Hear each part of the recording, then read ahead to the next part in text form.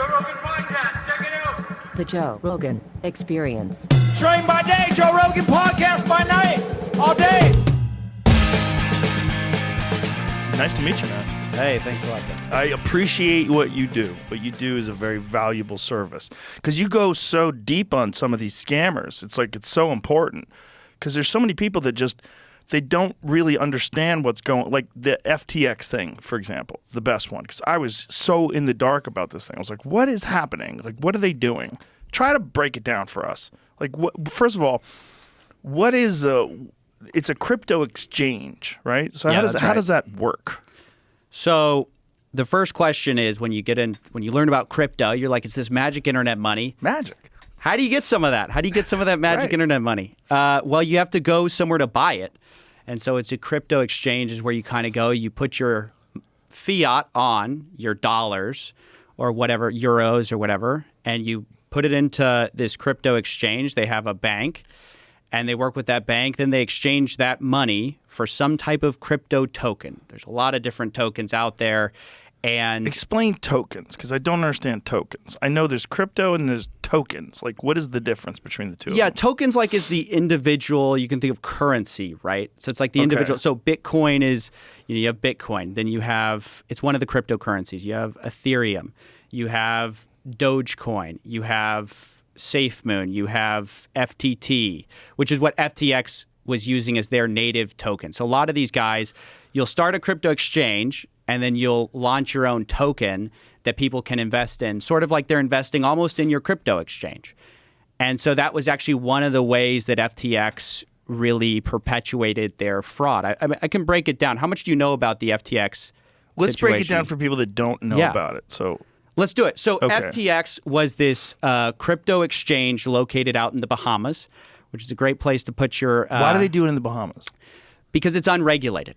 So the problem with doing stuff in the United States or, something like Europe or something like that is you are subject to all these regulations which require you to be a little more careful. Oh, those are pesky. Yeah, Get those they're out of the way. annoying. So We don't need like that. the famous example is like Coinbase is in America and they have to file all these forms. They're a regulated entity. They're a publicly traded company, so they have to report everything. So if you're offshore, you can kind of not do any of that. You can play fast and loose.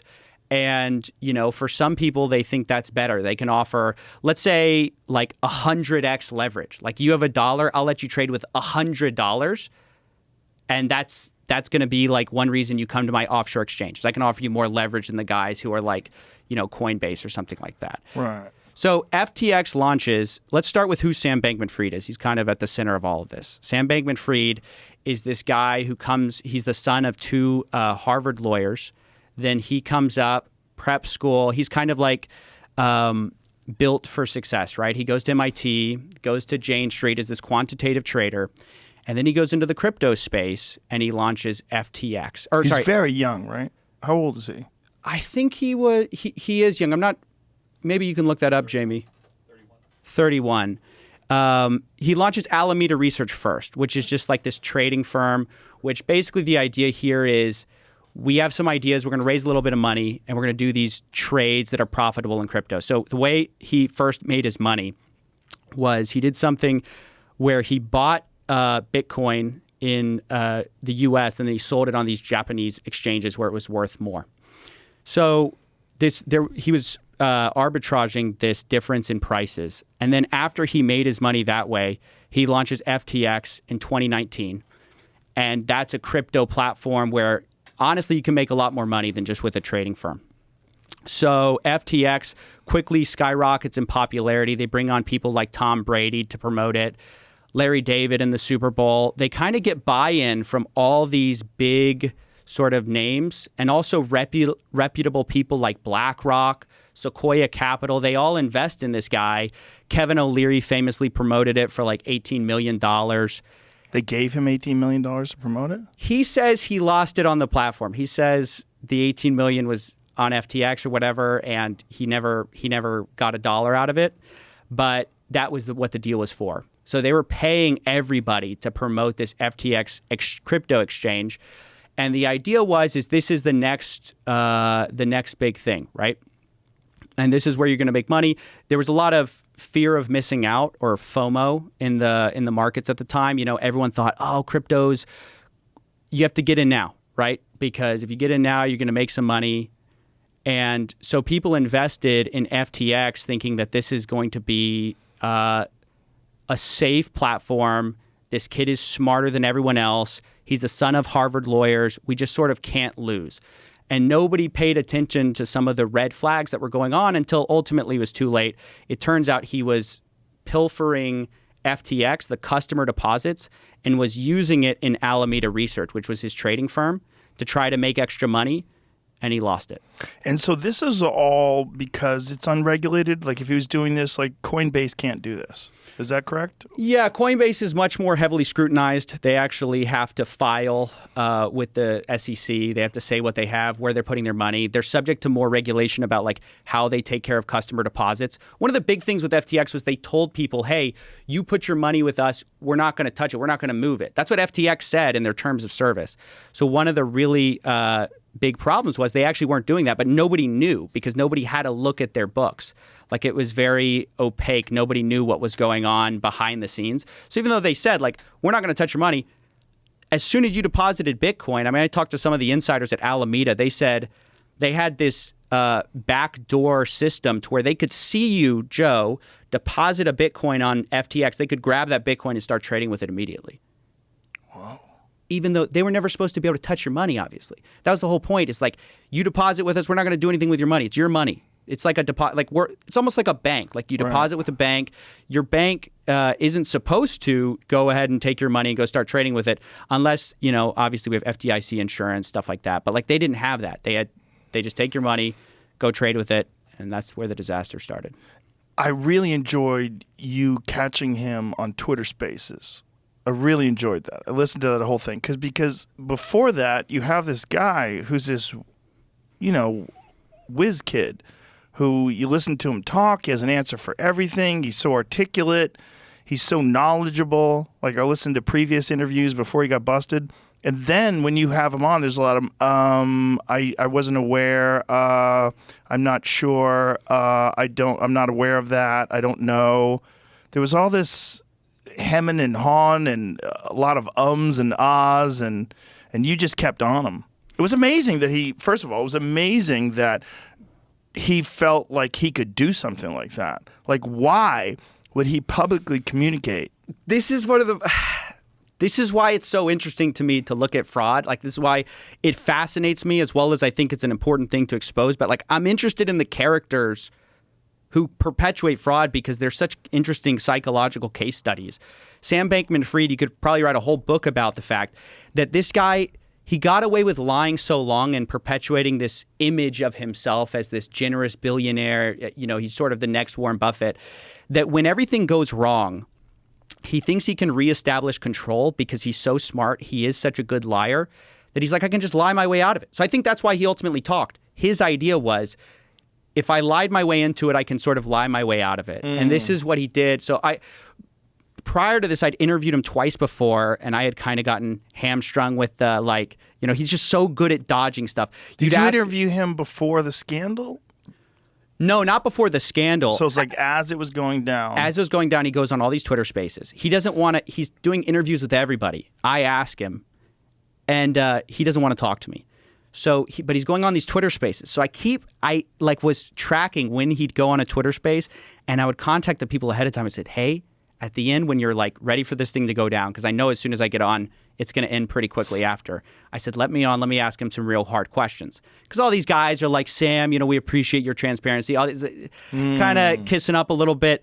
But I was just like, somebody has to ask him some real questions. So I had 2 prior little Twitter Space interactions with him, and he kept getting away with the fact that he blamed all the wrongdoing of FTX on Alameda Research.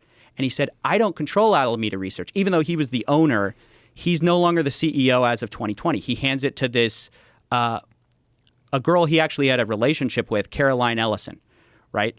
And she supposedly controlled it. He said, she did everything. I don't have access to the book. Like, I basically knew nothing. So anytime you'd call him out on an issue, you'd say, where's the money? He goes, well, I don't know. It's gone. It's Alameda Research. Ask Alameda. So by the third interview, I'd studied him and I said, okay, how do we get down to FTX's responsibility in this whole thing? And I kept coming back to, it was the terms of service that said, you cannot move, like when I deposit with you, you're not going to touch my money. And I said, Sam, if that's true, where's the money of all these people? There's no Ethereum left. There's no Bitcoin left. You don't have the real tokens anymore. You just have your sort of nonsense FTT tokens, the tokens you invented. And he said, well, there were some margin trading accounts. And I'm like, no, but there were people who didn't trade with margin. There were people who just put their money with you. And all they wanted was they wanted to store some Bitcoin with Tom Brady. They wanted to be alongside Tom Brady. So he's like, there was fungibility between wallets. And it's like, well, what's fungibility mean? It means whether you were a guy withdrawing who is this degenerate day trader, or you were a grandma who just put one Bitcoin on there, or, more likely the grandson, he treated all the accounts the same. So when everyone came running for the money, they just withdrew until nothing was left. And ultimately, because they had lost billions of dollars, it left billions of dollars in credit claims, basically. They didn't have the money. And so now it's trying to be sorted out by the guy who literally unraveled Enron. And he says, this lawyer goes, it's worse than Enron. I watched the new CEO, talk about it. Yeah. About him trying that's John Ray. Yeah. Trying to unravel it. And it's amazing. It's amazing that things with this amount of money can get this far sideways before anyone knows what's going on. This is the problem with offshore accounts and stuff. Actually, his whole technique of shifting the blame onto Alameda and I don't control Alameda. I've seen something very similar. I'm investigating this Ponzi scheme that's offshore. And one of the first things the guy does is he controls it, but he renounces ownership. He goes, oh, I'm passing it off to some sham director. And he goes, I don't have anything to do. I don't know. Where's the money? I don't know. But he controls everything. And so it's this is the tactic of these offshore companies is you put the right people in charge who are going to take the fall, you resign, and then you blame it on them later when everything goes wrong. His problem, though, is Caroline Ellison flipped on him. So she definitely flipped on him. She was smart. Yeah. She cooperated. That her and I believe Gary Wang were big executives. They're cooperating. They pled guilty. They're cooperating with the feds. I mean, they did the smart thing, which is something like this happens, you shut up. You don't say anything. Right. And then you point at your boss. I mean, that's basically what they did. Oof. Which they for sure did stuff wrong too. You do not get to that level and not know that things were wrong. Well, reading her tweets about amphetamine use was pretty wild too. The whole scene was wild. The fact that they were all living together and fucking each other in this giant penthouse, this $40 billion penthouse. The things, it's insane. It's really, I almost wish it wasn't a scam. I've said this before because I root for nerds to be that successful, that you just completely living outside the norms of society, just fucking each other on amphetamines and making billions of dollars. It sounds like a great story if it wasn't illegitimate. Yeah, ultimately that's the problem. Sam was just hopped up on amphetamines playing League of Legends while on investor calls. At the time, that was seen as this charming, genius thing. On calls. On calls. Yes. You could hear even actually, okay, so this is funny. They found his League of Legends account, and during some of the calls after it was a fraud, you could hear him clicking in the background. Click, click, click, click, click, click. He's playing League. They tracked his account. He's playing League while on calls about the failure of FTX. Wow. Just imagine the arrogance. Is that arrogance or is it just pure addiction? I think, those multiplayer games, those, online role-playing games, that's what that is, right? It's I think it's is it a MOBA? I used to play a variant of League. So I know it's fun, but it's not fun to the point. Look, this guy's whole thing was I'm this effective altruist. I'm this guy who's going to maximize good in the world. and that was his reason for working all the time. I mean, that's the justification to be hopped up on amphetamines is like maximize productivity, maximize human happiness.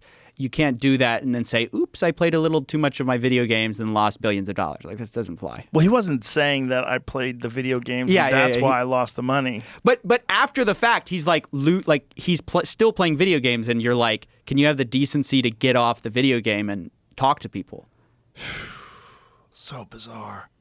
It's just so bizarre that so many people got duped. And I felt the same way about Bernie Madoff. I'm not a financially aware person. I'm not into the market. I don't follow these things. So when I see something like that go down, I'm like, how did he get Steven Spielberg?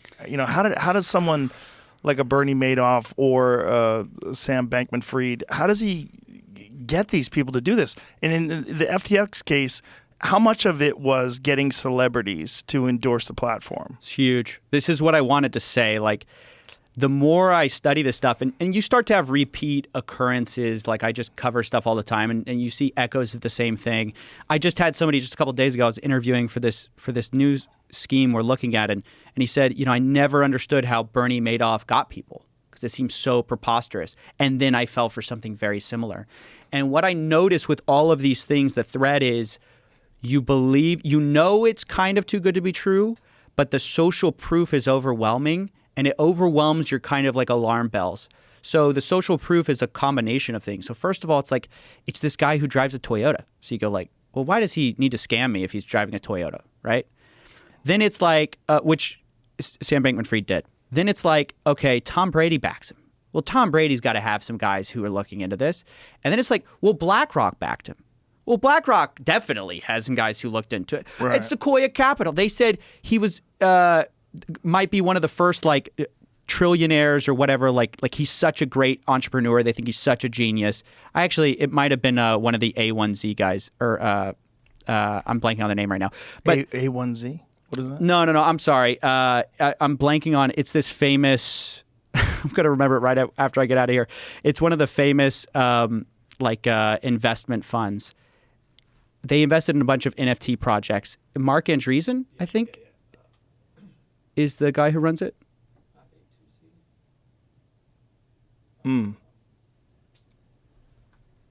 Jamie's looking it up. I thought I knew it off the top of my head, and now I don't want to say the wrong one. A16Z. A16Z.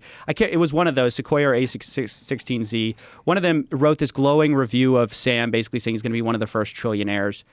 So all these guys, basically, a lot of these people backed Sam with the highest endorsements. And so if you're just an average person, you're thinking, well, how much more due diligence can I do than all these other guys? All these other guys buy into him. Right. And then they themselves are kind of also looking at each other, being like, well, that guy did it. Like, what? It's the hottest deal around, right? Kevin O'Leary's in. So you kind of think you're swimming safely with like other savvy investors.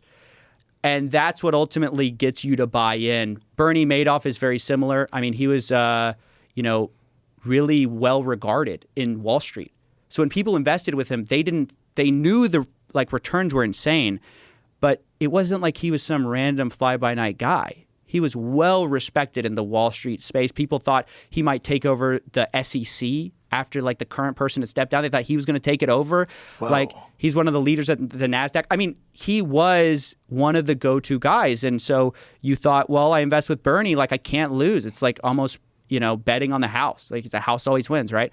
So when FTX was taking off, it just seemed like everyone who was someone was backing him. So then it was okay. And then I think a lot of these people deferred to their other friends. They're all saying it's okay. Let me put money in. And it's just a huge case study that just because other people fall for something doesn't mean you're safe. You have to do, I hate to say do your own research because that's such an overused, scammy phrase. It's actually such a phrase that, it's almost useless. Chemtrails. Let me say this. If it's too good to be true, if they're offering market returns that you want to believe in, you go, man, I want to believe this is real. Don't invest. That's a bad idea. People were calling bullshit, though. Just like they were calling, there was a few people that were wary that were calling bullshit on Bernie Madoff, and there was a few people that were standing out and saying none of this makes sense. Right. And Who were those people? So there were a few people. There was a Matt Levine interview with Sam Bankman-Fried. He didn't call him a fraud outright, but he's like, hey, it seems like you're in the Ponzi business and business is good.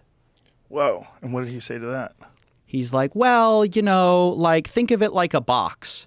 And, you tell a bunch of investors, hey, if you put money in this box, we can get some money out. We can give you this yield. He starts explaining like this thing that sounds exactly like a Ponzi scheme.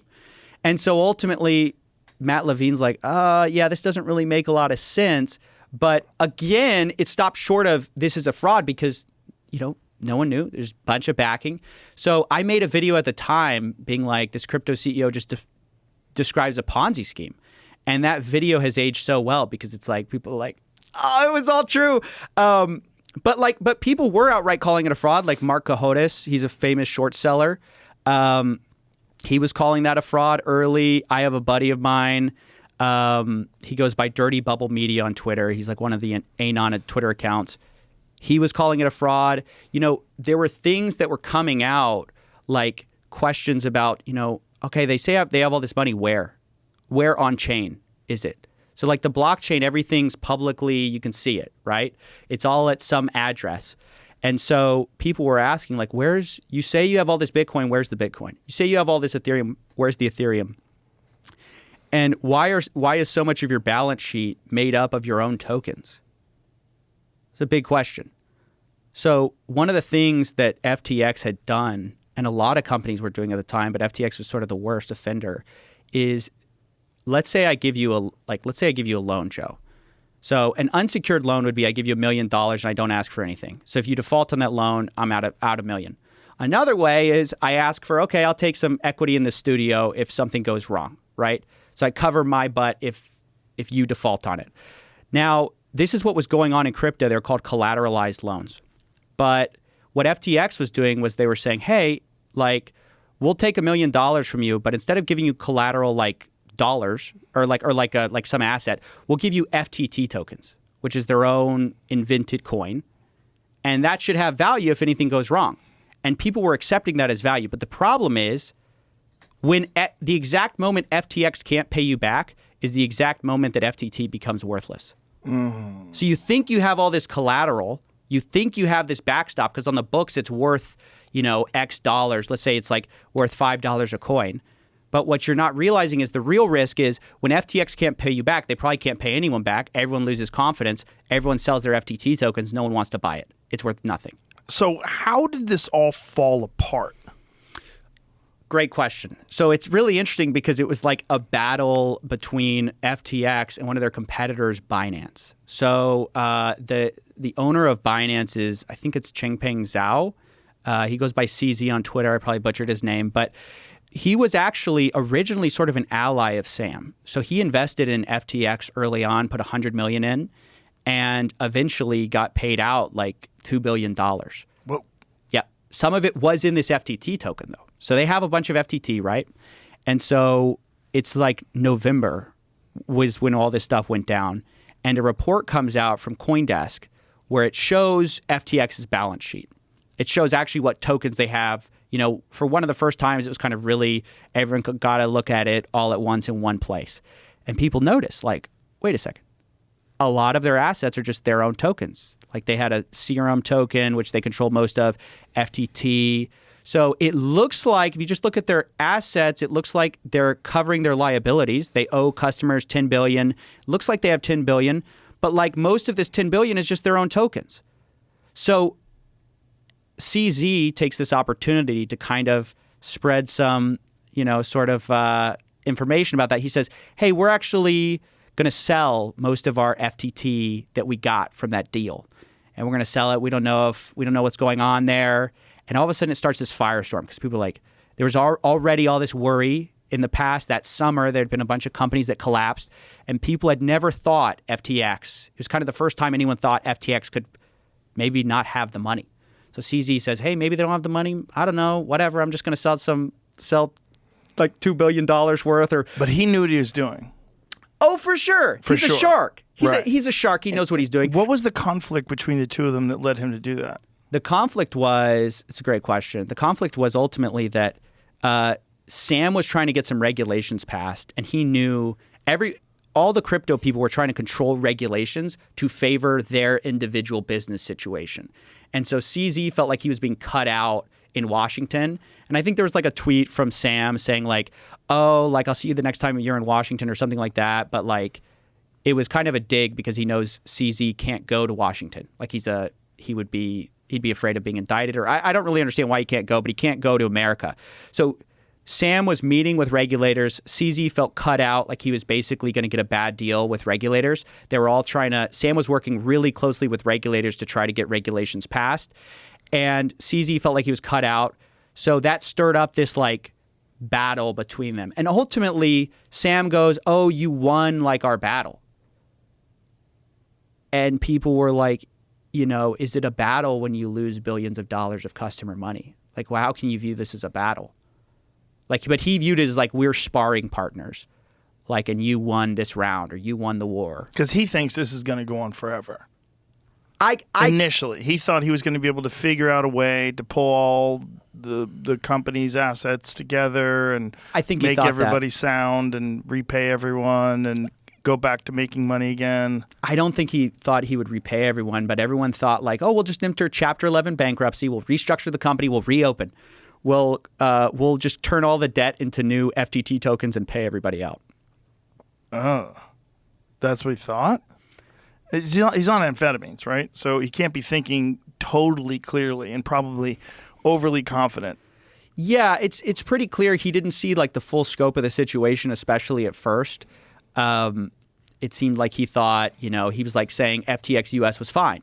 And then FTX US went bankrupt. And he's the one who put it into bankruptcy. And then he's telling everyone, oh, no, the money's actually still there. I mean, he was constantly giving a conflicting narrative of was going on. Now he's still like trying to say he did nothing wrong. He maintains he's innocent. And right now, actually, the big like kind of scandal now is they're finding a bunch of campaign finance violations because he was trying to influence politics, U.S. politics. I mean, it's insane how deep FTX's influence went from the Bahamas reaching into the United States while technically not really being regulated by the United States. Yeah, they were the number 2 donor to the Democratic Party. That's right, but also to the Republicans. This is what's wild. So yeah. Sam knew publicly in our current American climate, like it's kind of like, okay, it's a little bit chic to be donating to Democrats. You can do that without too much, negative press. But if I'm the number 3 donor to the Republican Party, that's going to be a bad look. So he decides to donate dark to a Republican, like to Republicans. And part of the accusation is he knowingly did this through one of his executives, Ryan Salami or something. I think that's his last name. Salami. I don't know. I just don't know how to pronounce it. But he was like, the number 3 donor to the Republican Party. But it was all orchestrated through Sam. Sam wanted to basically influence politics by just donating. And the idea is you donate to both sides, you can never lose, right? Yeah. If you have your hands in both pockets. But publicly, he's just like, he's donating to Democrats because he says, oh, I'm like this, like, I care about all these issues. Yeah. But it's like even more cynical than just buying one party is buying both, lying about it so that you can get all the good press of like caring about all these social issues while also not caring at all. And ultimately, one of the ways, like even some of the candidates they donated to were through like a third employee we didn't even know about. And they were like donating through him for like all these LGBTQ plus causes. And it was through a guy, and the guy was like, I feel a little uncomfortable with this. And they said, well, we don't have anyone trustworthy at FTX we can donate through who's gay. So like, can you do this? So someone had to be gay to do it? Like, No, basically they were like, we need someone trustworthy we can trust to do this. So, hey, you're going to be the guy. Like, we're just going to do a few transactions through your name. That just came out in a press release. It's the new charges. He was basically like they call them straw donors because it's like, if I give money to you to give money to a politician on my behalf, you're a straw donor. You're not really a donor. So Alameda was using customer funds to pay off politicians in order to try to get favorable regulation for, I guess, offshore crypto exchanges, right? And so these campaign finance, these violations? Like what exactly? Like what are the regulations in terms of like what you're allowed to do and donate, and how did he violate them? So I think the big violation was you're not supposed to, like, if you're Alameda Research and you're funneling money through a personal investor, that I think is the problem.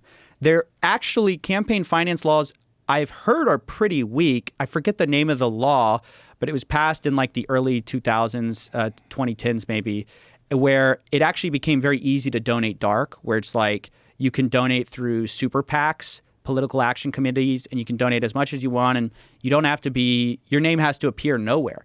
And so that's actually what he said in one of the interviews. He goes, no one believes me when I said I donated dark, because no one believes anyone would be like, everyone wants the credit for donating. No one believes that I just do it on the sly.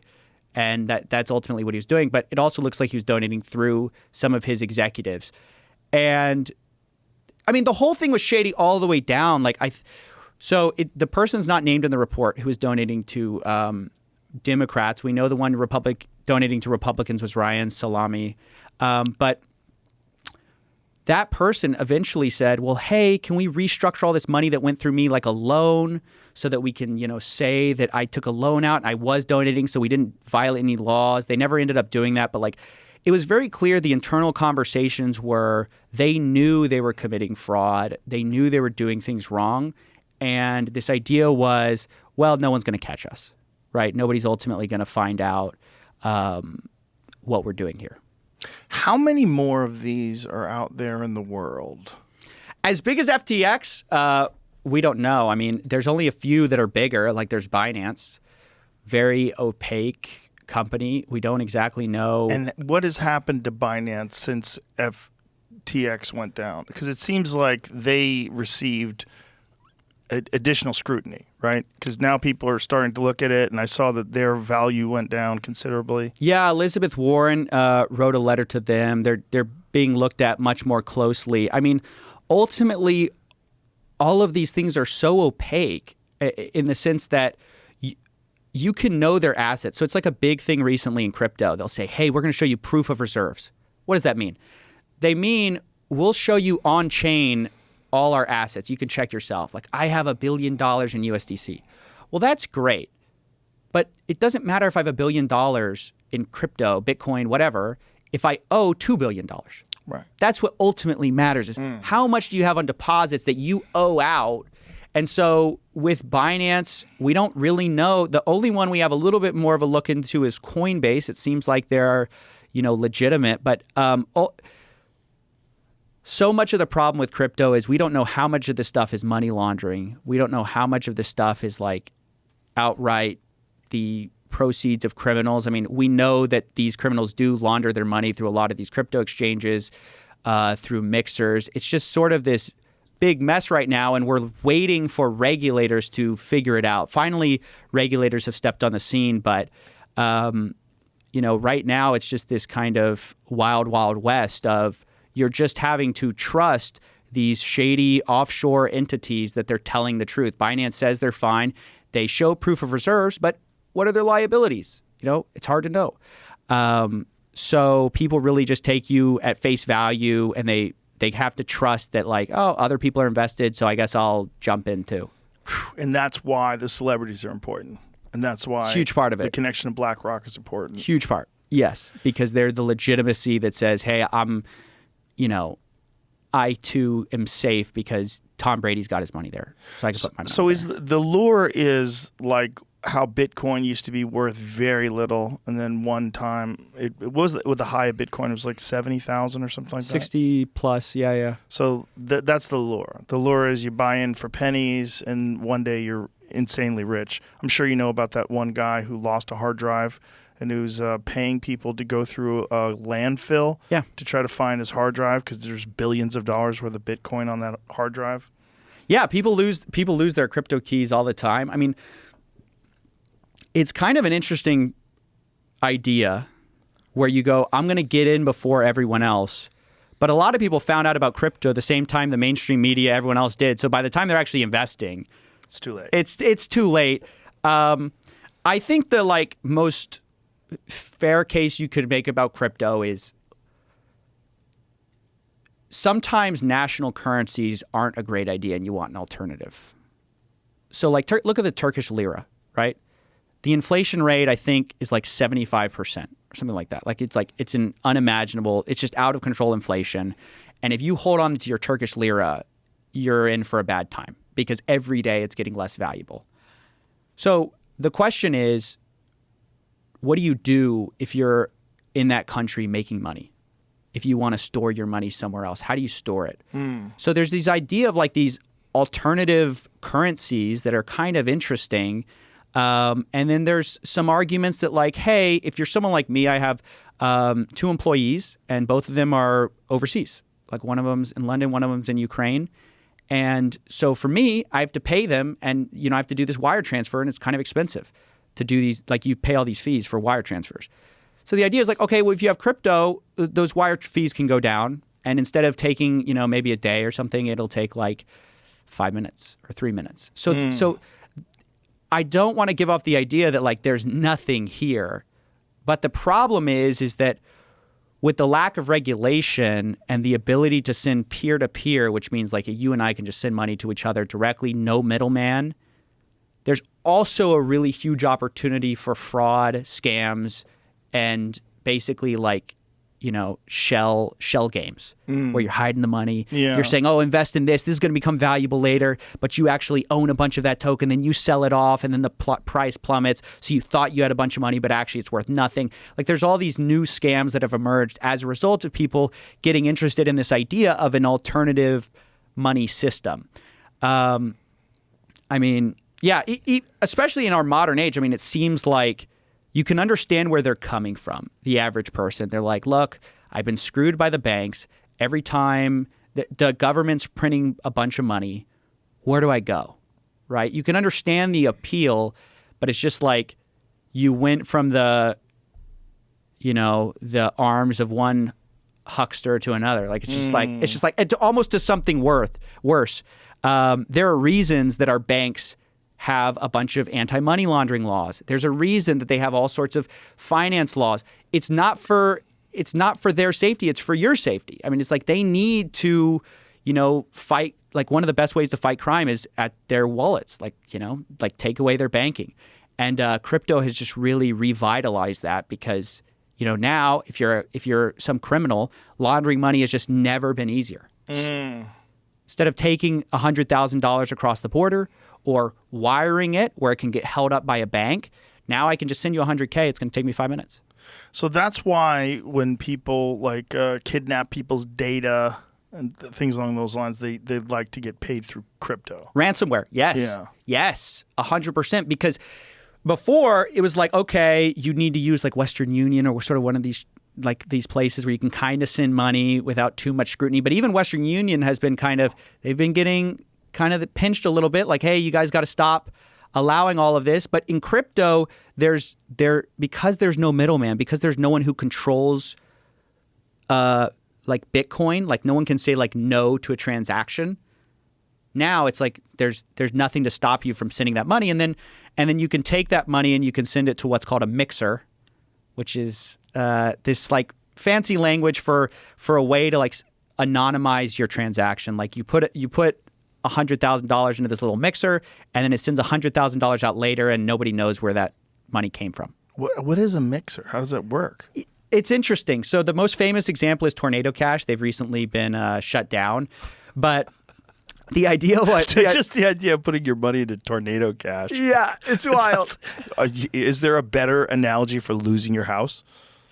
You know what's funny? Yeah. Good Lord. The idea of these mixers was you'd anonymize your transactions. So like, let's say I put like let's say I have Ethereum, one Ether into this mixer, right? This pool of money. A bunch of people are putting one Ethereum into this thing. So all this money's going in, and then you basically wait. And as you're waiting, Ethereum's going out everywhere. A bunch of people are withdrawing, right? Because they're also taking their money out. Right. By the time you withdraw, there's nothing tying your Ethereum to your particular address to like this random external address because you send it to a different one. So before, it's like if I send you $1 and then you send that dollar on, we can easily trace that back to me, right? It's like here, here. But if I send $1 to you and everyone's sending you $1, and then you're sending $1 to all these other wallets, then it's impossible to know which of those new wallets my dollar's from.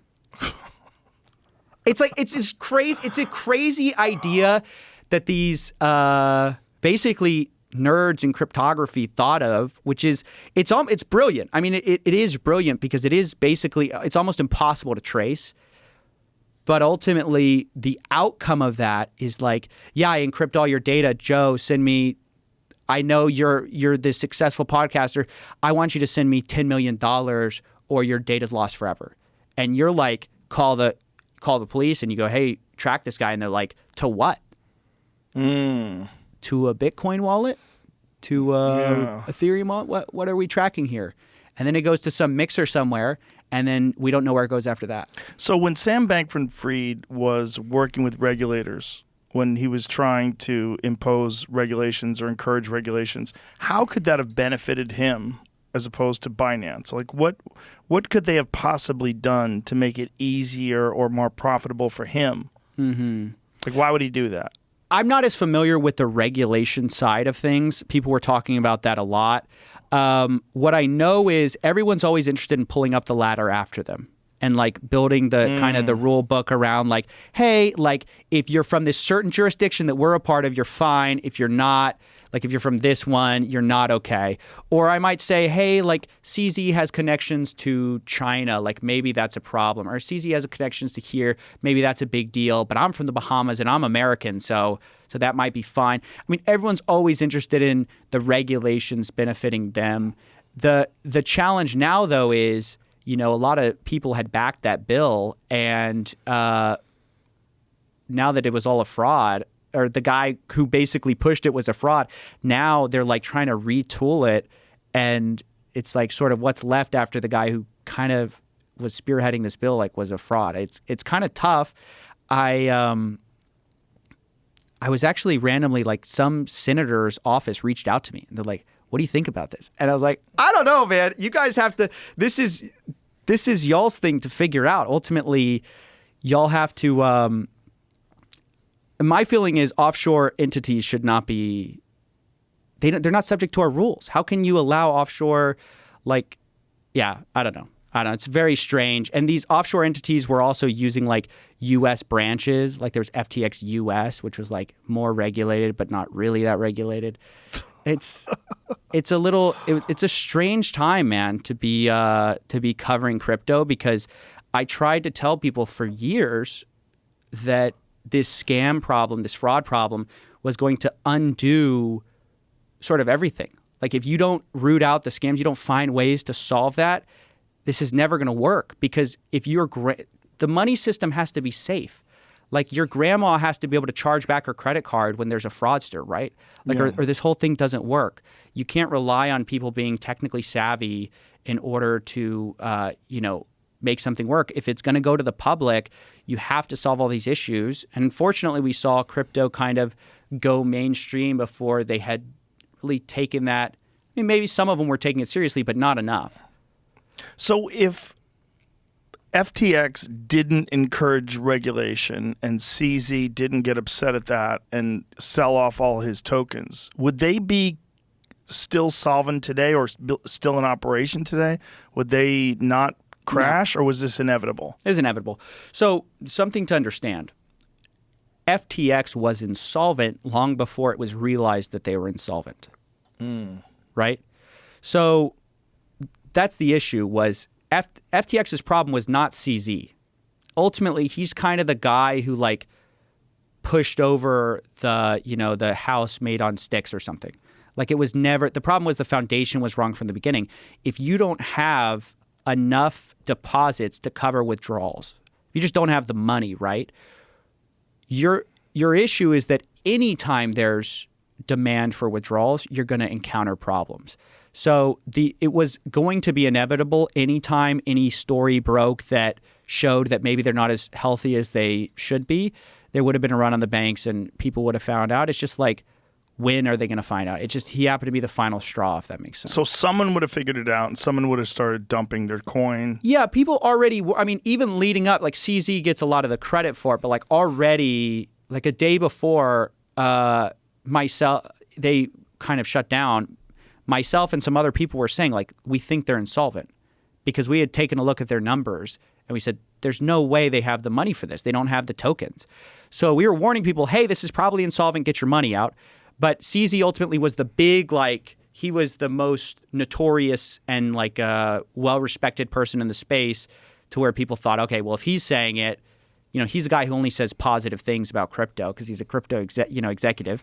So if he's saying there might be problems, there's probably some problems. But Binance hasn't had similar problems. No, they've had a few runs and they've covered withdrawals. I mean, so it's just the problem is a lot of it's a black box. I mean, so it's like things are good for now. Yeah. You don't know. That was the problem with the FTX. Like, they had hidden all their numbers. Like, Sam had literally had a $10 billion account that he mislabeled with Alameda Research. Mislabeled? Yeah, he called it Fiat at FTX. But it was a $10 billion hole. What do you mean by mislabeled? Well, it was on a spreadsheet, Joe. So he was put it on a spreadsheet for their balance sheet, and he mislabeled the account Fiat at FTX. And so what prosecutors are now arguing is he knew, of course, what it was. He deliberately obscured what that was to hide it from people who were trying to take a look at his books. But it's just, that's what I mean by black box. You never know what games these guys are playing. Like, they say, oh, here's sort of like the rough estimate of our balances. But oops, did I tell you about this $10 billion account? Like, I forgot. It's so silly. Yeah. You find out, like, there were just no adults in that room, and like the few adults that there were like, you know, they had like a criminal lawyer. Well, anyway, I don't think he's actually been convicted of anything. I shouldn't say that. They had this guy Dan Friedberg, shady. This guy allegedly shady. Dan Friedberg. No, he's definitely shady. I'll say that. This guy. What was his? I remember, but what was his? His whole thing was he did this thing with Ultimate Bet. So he was one of the lawyers. So there's this poker site called Ultimate Bet. And he got caught in this scandal where they had enabled this thing called God mode on Ultimate Bet, where the CEO could see everybody's hands and play on the site, seeing everybody's hands. So he cleaned up on all his own customers, just basically taking their money. Like, oh, I know exactly when to fold. I know exactly when to bet. So he had God mode enabled, and then somebody found out about this God mode. And so the lawyer's like, how do we basically cover this up? Dan Friedberg's like, how do we, what do you want me to do? And he's like, hey, just make this problem go away. This is the CEO. Like, go blame it on somebody else. Go blame it on some third party that got access to our website. Say it was like a glitch or something. And so that is the experience of the lawyer that FTX then hires, is like being complicit on a leaked private call, trying to cover up this God mode scam. That is his background. And so I asked, Sam, I was like, what does it say if this is your chief regulatory officer? This guy who enabled God, or who helped cover up God mode. And he's like, well, I don't want to comment on other, people, or it's just like. Well, how does he skate on that? Like, how does a guy like that not wind up getting indicted? I ask myself that every day. So many. Is it a matter of time, or is it he's gotten away with it? So many of these scams are like these issues of either regulators not having time, not having the resources, not having sort of like, it's maybe not big enough. They're good people, a lot of the people going after these guys, but it's like trying to catch everyone who's speeding. You know what I mean? Right. It's like people get away with it. It's just there's too many people doing it. And you'll catch some people, but ultimately a lot of people will just basically skate by, even though by all rights they should have been, caught. In my view, what he did was criminal. That's why I started. But it hasn't been prosecuted or anything like that. But he's on a leaked private call. Everyone can go listen to it yourself. It's just this shocking thing. And I think that shows, like, if you're running a shady empire, like, who's better than a shady lawyer to try to help you cover it up, right? How did you get involved in what you do? It's a weird thing. So when did you start your YouTube channel? So I started it a few years ago, 2018, 2019. And what was the first video? I started as sort of like an interview show, nothing about scams. I had a channel before it. I went to school for chemical engineering and hated it. I was miserable. I was like, I do not want my life to be earning 2% more of a bottom line for ExxonMobil or any chemical. I just wasn't interested. I was like, that's not my life. So I always wanted to sort of, have a voice. And so I started a YouTube channel just doing random videos. I hadn't really found my footing. But throughout my entire life, I had kind of had this relationship with like hucksters and fraud where, when I was in high school, my mom got thyroid cancer, very treatable kind of cancer, and she's fine. But at the time I watched her as she's like, gets this diagnosis, gets swept up with all these hucksters who are telling her that the way to treat thyroid cancer is not surgery. You can just treat it naturally. Just don't worry about, hey, don't listen to the doctors. Don't listen to your general practitioner. You can just treat it with like colloidal silver or with just put a bunch of garlic cloves in the pot. I still remember our house like reeked. She would put 60 cloves of garlic in a stew. And she would drink it up because she thought that would make her better. Ultimately, my dad convinced her, like, you got to get the surgery. Like, this ain't going to fly. You have to, ultimately get the surgery, which thankfully she did. And she's fine now. She takes medication to replace the hormones her thyroid would generate. But I saw my mom kind of get swept in this thing that I knew was nonsense. But it's sort of like hard. You kind of have to disprove every single, like, there's always a new, like, health guy telling you that there's some new alternative discovery, whatever. And I was like, this is kind of weird. And I was like, why do they hate doctors so much? And it always seems to like end up with a sales pitch. Like it never was like, hey, let me just give you this free thing. It was like always like there's a catch. Mm-hmm. So I didn't really know what I was looking at the time. Then I go to college and all my friends get an MLMs, multi-level marketing, sort of like just like the like, hey, you're going to get rich. So I was always getting invited to these like get rich seminars and I'd go because it was like my friends like said, hey, we have to get somebody, you want to go? And I was like, sure, I'll go. I was like kind of fascinated. And you'd see these guys, they're like, hey, don't work a 9-to-5 job, like be free like me. And I'm like, you're here on a Sunday at like 5 p.m. How free are you really? Like, you're just kind of grifting here. And so, but you'd see them in nice cars. And so I was like, what am I looking at? And then as I'm doing my YouTube show, I'm like, I get fed a bunch of ads, like get rich quick schemes. Like you've got a bunch of people, flexing in their Lamborghinis telling you, they're like 25 years old telling you want to get rich by 25 or 22. I'll show you. I made $1 million. I'm a millionaire by the time I'm 23 years old. Just buy my course. My course is, $2,000. Pay me $2,000. I'll teach you to get rich quick.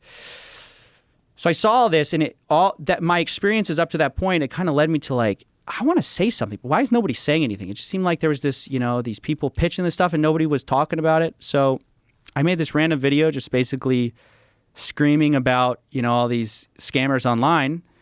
And unlike my previous work, which kind of had resonated, like it had gotten some reactions, but not much. What I noticed is it resonated with people beyond the views, if that makes sense. Mm-hmm. Like I was just like, there was something different about the reaction to it. Like, and victims would reach out to me. They'd be like, hey, I'd been scammed by this guy and I didn't realize what was going on. And you showed me, sort of like how the whole scheme worked. So I decided to start pursuing it step by step. And at first it was like just me discovering like, well, what is this? Well, how does this scheme work? Okay, so I buy this course and then what? What are you saying in the terms of service that means that I can't sue you? You have all these terms of service that basically say none of what I'm saying is true. Like they say they can get you rich in the sales pitch, and then in the terms of service they said results may vary. What's that about? Mm-hmm. I mean, ultimately it's like, and so I realized like, oh, there's this sophisticated way that they're preying on my psychology and they're setting it up with like, I used to be broke like you. Well, that's a strategy. Mm. A lot of these guys were never broke. Right? It's just part of the story you have to tell to be really effective. It's like, I used to be just like you, Joe, but then, I found out that doing Amazon drop shipping is the way to make millions of dollars. And, I used to fail, but by these little tricks, I found out how to be successful. And if you invest with me, I'll save you time. You know, you could do it yourself, Joe. You could do it. But what? It's going to take you 5 years. Get with me, and I'm going to shortcut your success. 2 months. You're going to be making 5 figures a month. 10 months, maybe 6 figures a month. And I've done it for people before. That's the social proof. I've shown people how to do this. You can watch them. These are real people, Joe. You can be just like them. And so I started watching this and I started like seeing it. I'm like, oh my gosh, this is so interesting. I start covering it, and then I start to get cease and desist letters. They don't like that. So they start to send me, they say, hey, you better shut up or we're going to sue you. And I was like, okay. I'm not going to stop making these videos. I just kept making the videos, and ultimately they never did. But I start doing that, and after I cover get rich quick schemes for a while, I start hearing about these tokens, and they're like, hey, selling courses, like it's always the new grift. You always have to find, because people figure it out. Like they go like, oh, that actually doesn't work. Like, hey, drop shipping is not actually like this incredible business that you thought it was, that you're going to get rich easily. So don't do that. Go do crypto. You got to get into crypto now. And then it became NFTs for a while. But like, so I eventually like pivoted into this crypto direction and learned all about that. But it started just from a curiosity about scammers, and I wanted somebody to say something, because I was just like, why does this make some people tens of millions of dollars and nothing happens? Why are some of these people making hundreds of millions of dollars? People are miserable at the end of it, and nothing happens. And that was the start of my show. So you start just doing interviews about what? Like you didn't start doing this. You started doing just like a normal interview show? I was just doing a normal interview show with a few of my buddies. And it just was kind of, I was just trying to find my way. I was just trying to like, even before that, I had done a show where I was like trying to break down these topics. I was like researching addiction, and I was just like trying to, make some digestible piece of media around like addiction, right? Because like I always was interested in communicating complicated ideas in a digestible way. I just felt like, man, there's so much cool science out there. There's so many cool ideas out there. How do we communicate this? So I did that for a while. Then I started like Coffeezilla was like this spinoff channel. And I was like, let me do some interviews. And then it was also my place. I just threw things at the wall. So then that's where I threw one of my I just like ranted about this thing against the wall, and it kind of like stuck. And I just enjoyed it. I was like, man, screw these people, like who are taking advantage of like, and what was sick about it is they're not taking advantage of rich people, because rich people will sue you. Yeah. If you screw them over, rich people will sue you. Right. They're taking advantage of like people who they're like at $10,000 or $2,000. That's like all their disposable income. And they're betting on these hucksters to dig themselves out of these situations. And that's one of the things I try to tell people is like, a lot of the success of these things is not even about greed. It's about desperation. When you fall for these things, a lot of times, you're like my mom. Like the reason she fell for these things is she so badly didn't want surgery that she was willing to believe anything, right? Because she's like, if you tell me, and I have cancer, and you tell me I can be better, and you tell me it's $10,000, you tell me it's $1, I'll pay you either way, right? And so people are financially, they feel like they're terminally ill financially. They're just like, I don't know how to get out of this. I feel like I have no opportunities. This guy, I'm watching YouTube. I'm trying to better myself. I'm trying to educate myself. And this guy comes on and tells me it's all a click away, right? It's all a credit card swipe away.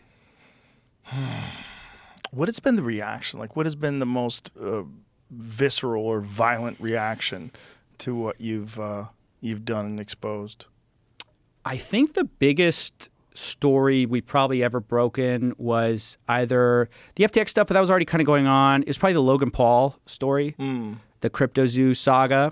That was a case where, it's just the classic influencer greed story where this guy launches an NFT project, does millions upon millions of dollars in sales, and delivers nothing. He promises the world a fun blockchain game that earns you money, and he did nothing. And the project was left abandoned, and people were like miserable, complaining. No one says it, but I'm not aware they don't have a of voice. That. I'm kind of aware that you covered it, but I don't know the story. So let me back up then. So okay. Logan Paul is popular influencer. You know who he is. Sure. So he, along with a lot of influencers, got really interested in like the crypto space. And he had done a coin before that called Dink Doink, which was abandoned shortly after he promoted it. People got invested, goes to zero, right? And he says, well, that's not my project. That was my buddy's project. And then like a month later, he's like, I actually do have a project, excited to announce it. It's called CryptoZoo.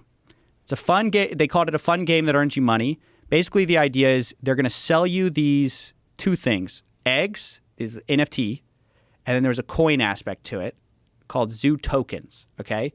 So you can buy these Zoo tokens to buy the eggs, and the idea is the eggs will then hatch into animals that will earn passive Zoo tokens.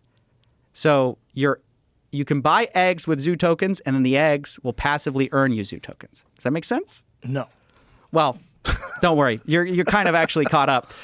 So these Zoo tokens were basically this passive income. You know, you basically invest up front, and then you're sort of getting the tokens back out, which you can then sell, I guess. So that was the idea pitched to people, and people immediately buy in. They $3 million in NFT sales, tens of millions of dollars in the tokens itself, the Zoo tokens. People are so excited about it because it's Logan Paul. And he says this is his project. He's putting his name behind it, his backing behind it, and he's a great marketer. I mean, you got to give the guy credit where credit is due. He's a tremendous marketer. So people get all excited. All of a sudden, the hatch day comes when you're supposed to hatch these eggs, and half the hatching doesn't work. How does the hatching work? Is it on a computer model? It was on. What is it? It was on the blockchain, so you could your NFTs would turn into different NFTs. They would transform into the animals. They go from an egg to an animal. How? It's just blockchain coding. I mean, it's just. But how do they? Is it predetermined? Yeah. Like, yeah. how does your egg become an ostrich? It's just random. It's supposed to be randomly generated animals. So you might get a rhino. You might get a chicken. Exactly. And then you could crossbreed your rhino with a chicken and get a ricken or something and get even more tokens. But is this it? Yeah, there it is. You get bear shark. So Whale panda. So people start to gorilla. Is it still around? So they say they're going to go back and fix it now. So Logan, after being not involved for a year, as soon as my video comes out, he goes, damn, what a coincidence. I've been working on it. I was going to, make it, launch it. In reality, he hadn't touched it for a very long period of time. But so sorry to back up. Okay. The half the eggs don't work, and they're not actually earning anything. The whole time they said they're going to earn you these tokens, right? They're not earning anything. So the promises haven't been fulfilled. There's just sort of all this stuff going on behind the scenes. Logan's quiet. Come to find out, he had hired basically criminals who were selling on the back end, some of the tokens. And he was sort of I don't know what his thing was. I think he realized it's not going to be that successful. Let me move on. I think his mentality was, let me just move on, right? The problem, though, is you have millions of dollars of investment in a thing that you promoted. You told everyone it was going to make them money, and then you never delivered anything. So my story was basically showing the victims of the scheme, and then in response, he's like, well, I'm going to sue you for that. He said he's going to sue you. Yeah, he said, I'll see you in court. And then the backlash against him was so severe that he releases a video saying, thank you, Coffeezilla, for showing the world what happened. And I appreciate it. I responded out of anger, but I'm going to make things right. I'm going to fix the game to what it was supposed to be, and I'm going to pay back $1.7 million. I'm committing $1.7 million to anyone who bought an NFT can get a refund. Now, there's a bit of an issue with that. So that's nice. I actually think it's great that happened, but there's two issues with it. Number one, which is that the NFTs were only a small part of the sales. They actually weren't even half. Because people bought these tokens. So the people who bought tokens get nothing. He's offering, this refund on the NFTs. The other problem is he hasn't refunded the NFTs. I've actually reached out to him twice. It's been over a month since he's done this. So he said he's going to do it. And then the Discord, he's posting in this little chat room with the investors. After he said he was going to do it, he's posted nothing. There's no way to get a refund right now. So I keep asking him hey, you promised $1.7 million to these investors. They're all waiting. It's been over, I think it's almost been 2 months now. and there's nothing. So it's like, he says that he's refunding people, which sounds great for PR, and then it's just like radio silence. So what I'm ultimately looking for is some accountability from these guys. They're happy to make money from the endeavors. They're happy to potentially make millions of dollars from these, different projects they're spinning up. But the second accountability is asked for, you can't reach them. So is it well, I would assume Logan's a very busy guy. And Sure. I would assume that he probably didn't come up with this on his own. I would assume that someone probably came to him with this project. This is just total assumption, guessing on my part. So we have text messages from behind the scenes. A lot of people, the people who were responsible for it say Logan kind of spearheaded the idea. And he says he spearheaded the idea. So it was his idea. Yeah. And so he's working with someone, right, that probably assured him that this would work? Yeah. I mean, he had this team of a few guys who they didn't do much vetting into, and some of them turned out to be criminals. But, my feeling is ultimately, no matter what happens, like when you take people's money, that's what I'm trying to on my show, I'm trying to tell these influencers, when you take people's money, it's different. When you tell them you're going to make them money and you get into the financial investment game, your responsibility is different. You can't just always pass the buck to it was a guy that's not that trustworthy. It's all right, that might be true. Then go fix it. Go hire some more guys that are trustworthy and fix the thing. And I think my experience, because I've talked to Logan, and that's why I know he didn't respond to me, because I texted him. I said, hey, where's this money? He left me on red. But I've talked to him, and when I talk to him, there's just sort of this feeling of, he's like, I just don't want to think about this. I don't want to be, he wants to focus on Prime, which is successful. He doesn't want to be bothered with the victims of the scheme that he ultimately thought of in the first place. So it's still, is it possible that he's just gathering the money or working out a way to do it legally where it makes sense? It's very frustrating because, at every turn, it's just sort of it is, I want to say it's possible. We just don't know. And it's just sort of when you promise people refunds, the longer you wait, the less people are actually going to take that refund. If Walmart says, hey, bring in this skull, I'll give you a refund. And you're like, all right, when can I bring it in? And they don't respond to you for 2 months. They know that you're less likely to actually take the refund. So I don't know if he's doing it because he wants less people to get the refund. He probably is busy, but my thought is a transgression of this magnitude where you're playing with people's money and livelihoods, you cannot take it lightly. And that's one of the things is these influencers got into this crypto space. I don't think they fully appreciated they're now dealing with financial investments, and it's not a joke. It's not like a brand deal where if NordVPN isn't as great as they said it was, it's all cool. Right. It's your company, and you promise people you're going to make the money, and now you haven't said anything for over a year. Then you say you're going to refund them, and you don't say anything for 2 months. That's an issue. The whole crypto space and the whole NFT space is filled with weirdos. Everyone that I've talked to that wants to come to me with some idea, it's always very strange. When people have come to, my business manager with financial propositions, they're always, it's logical. It makes sense. Oh, invest in this. This is a fund and it does this, and this is how you get a return on your investment. None of that stuff ever made any sense to me. I avoided all of it, luckily. But I was propositioned by multiple different entities about these kind of things. And I was like, I don't know what you're saying. I don't know, why would anybody buy an NFT? It's a non-fungible token, and then you put it in a NFT wallet, and you have this thing. I'm like, but I have the same thing on my phone. I can take a screenshot of that NFT, and I have it. What is the thing, the physical thing? It's I understand, Beeple. Do you know who Beeple is? Oh, yeah. Yeah, so Beeple made that little Giga Chad thing for us. It's a piece of digital artwork. Yeah. And, he has an actual museum of digital art. Right. And if you buy a piece from him, you actually get a physical piece of digital art. There's something there. Yeah. I get it. Makes sense. I like the ape yacht club, whatever the fuck that is. Like, what's going on here? Like, I have a friend of mine who's an artist who made over $1 million on NFTs, and I'm like, what did you do?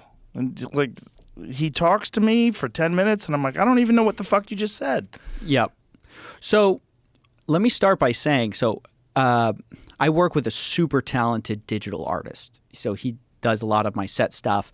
So I have a lot of respect for, the challenge of a lot of digital artists as opposed to physical artists is like, if you're a painter, you sell your paintings. Right. If you're a digital artist, how do you print it out? Like, what do you do?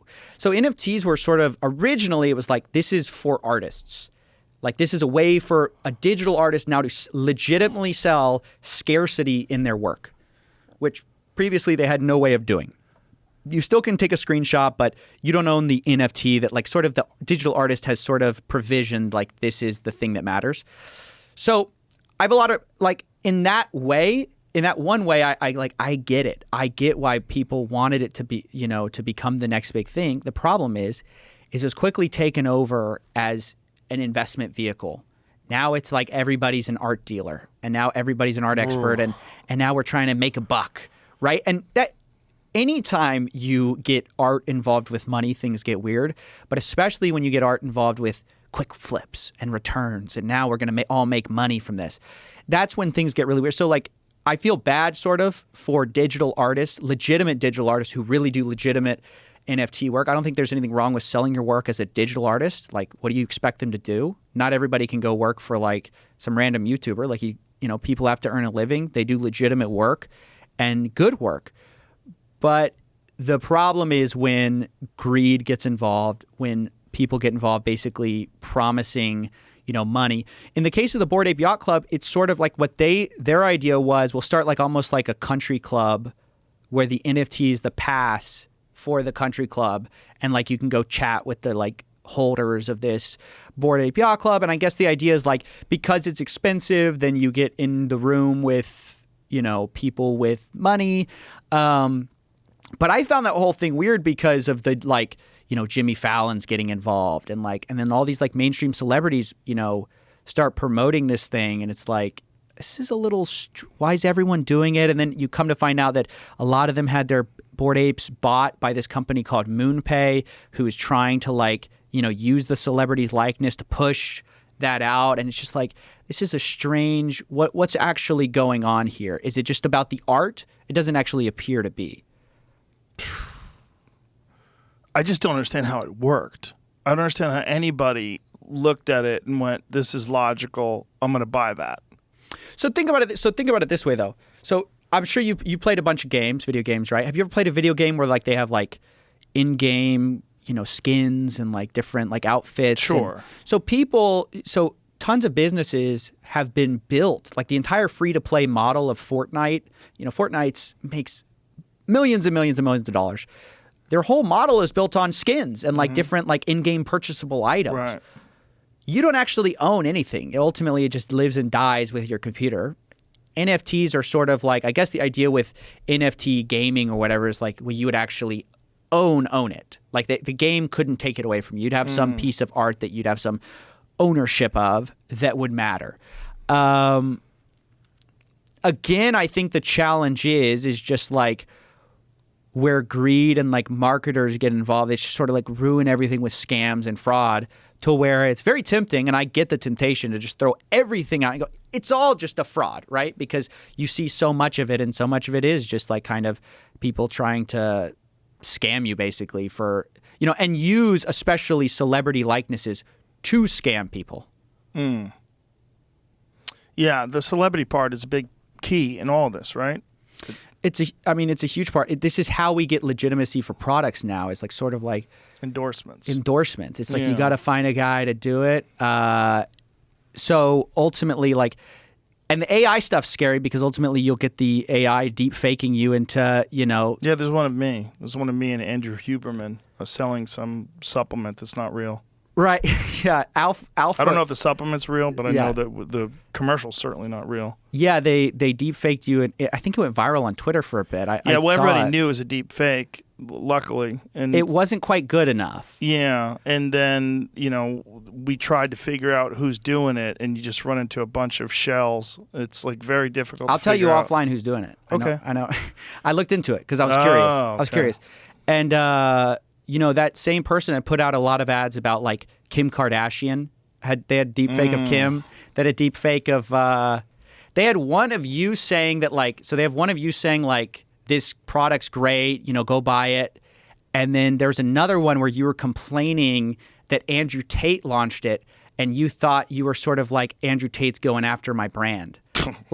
Because it's very similarly named to one of your products. And so it's like, it was kind of this hilarious thing where they were playing both sides. It's like, it's Joe Rogan's. It's also Joe Rogan hates that it's out there because it's so good. Then it's like Kim Kardashian loves it. They had every celebrity was like basically endorsing this thing all through AI. And it's just the testament of our times. Like, celebrities are the new sort of authorities for better and often for worse. But people use that as currency now. And like with AI, you can just like fake a lot of that stuff. That's what I'm worried about, is the volley. I feel like this is the very first volley in a war on reality, in that the way AI is structured, it's so prevalent. And so like when you look at Chat GPI and then you look at deep fakes and you look at the ability to there's a whole podcast of me interviewing Steve Jobs it's not real. And it sounds like a real podcast.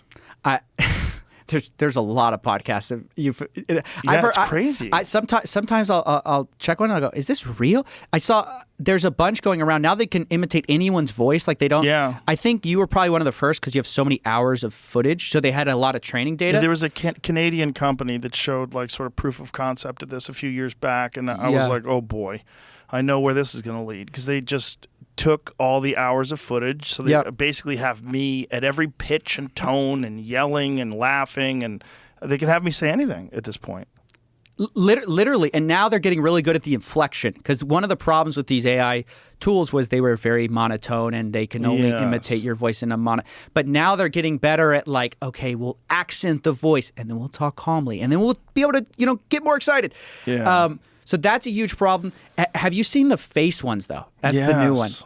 Jamie, can you pull up the new TikTok face filters? Have you seen this? Which face filters? The new. Which one in particular? I think it's like seen their a lot glamour of one. There's a bunch of Twitter threads right now on it. we've pulled that up. I've seen the glam ones. It's okay. amazing. Yeah. It's amazing how they can put makeup You look, on you. you look different. Yeah, Like, you look different. Yeah. It's literally going to be this new world where you won't know. Like catfishing is going to a new level. Yeah, you'll have no idea what someone looks like. There's a woman who did this ad, and she was laying in bed. She's like, I don't have any makeup on. And in the old ones, like there's a really funny video of this person that I know actually who put this filter on.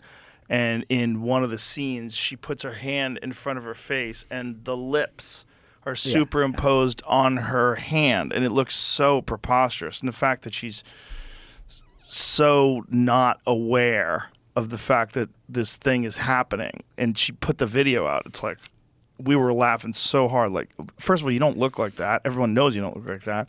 And then when you put your hand in front of your face, you didn't see this fucking giant cartoonish fake lips that came over your palm. This is so crazy. So this is the one that I saw. Yeah, this one's fake. This woman. Like, this is crazy. Yeah, this woman now if look you touch. Yeah. Well, now if you touch your face, you should be able to. They don't. Like superimpose any, like it's all really real. Like you can do anything to your face and you can manipulate it and the AI tracks it all. I mean, and I've seen people do it where they have two screens, like one that's actually them and one that's them with the filter. So you see it side by side. And it's shocking. Yeah, it's really worrying. Like, these technologies, part of the problem is you can deploy them so cheaply and at scale to where, in my world, I'm more worried about like the Joe Rogan deep fakes and like people scamming people out of money. But I also worry about like the romance scammers. Yeah. Like how good that's going to get. Oh, when yeah. ChatGPT now has all the scripts down, and instead of paying someone to get it, you have someone FaceTime this person. Oh, yeah. You have someone FaceTime them. You have it all generated by an AI. It costs you almost nothing to do. I mean, one of the rise of like robocalls was it's just cheaper. Like it's Right. really hard if you're going to hire people to do it. You kind of need an ROI. If you have robots, sending spam, now it's good because you don't actually need to earn that many dollars per call to make it viable. So you just call everybody. One of my daughters got a phone call about how much money she owes, and then if she doesn't pay this amount right away, the authorities will be in contact with her. And she was 10, and she was laughing, and she's like, "What is this? Am I in trouble?" She plays it for me. I'm like, "Oh my God, this is hilarious." But it's just when you take really lonely, sad people. Like I remember watching this television show once. It was some expose on this poor man. He was just like this old divorcee who was being scammed by someone, and I don't even think he had like a voice conversation with this person, but he traveled to the UK or somewhere in Europe twice to meet with this person that he had been sending all this money to. And both times something came up and the person couldn't meet him there. Oh, yeah. And this poor old guy just kept going there thinking that the love of his life was there. And they interviewed his daughter, and she was, beside herself, and she couldn't talk sense into him. And they interviewed him, and he was in denial, and it was just so pathetic and sad. And what is that going to be like now with this kind of shit? It's going to be a lot more prevalent, and it's going to get a lot better. I mean, the rise of the ability to generate like a realistic companion avatar is going to be, it's massive. These people were complaining to me the other day about this other thing, which you're going to find this wild. So there's this app where you can basically have a girlfriend who's an AI, where like the AI, you'll like basically it's a fake, like it's all AI, but it's like a companion chatbot. And I get a lot of emails like, oh, such and such is a scam, and usually it's like some Ponzi scheme or some get rich quick scheme. This one, they were furious because the creators had sold it like, hey, you can have hot role play with this AI bot, and then the people developing the app one day said, hey, we're turning that off. But the reaction from the community was like, you took away my girlfriend. Oh, Jesus Like you took away Christ. my my partner. And these people had legitimately bonded with a bot. What is that's that? the Joaquin Phoenix movie. Yeah. What is it? She?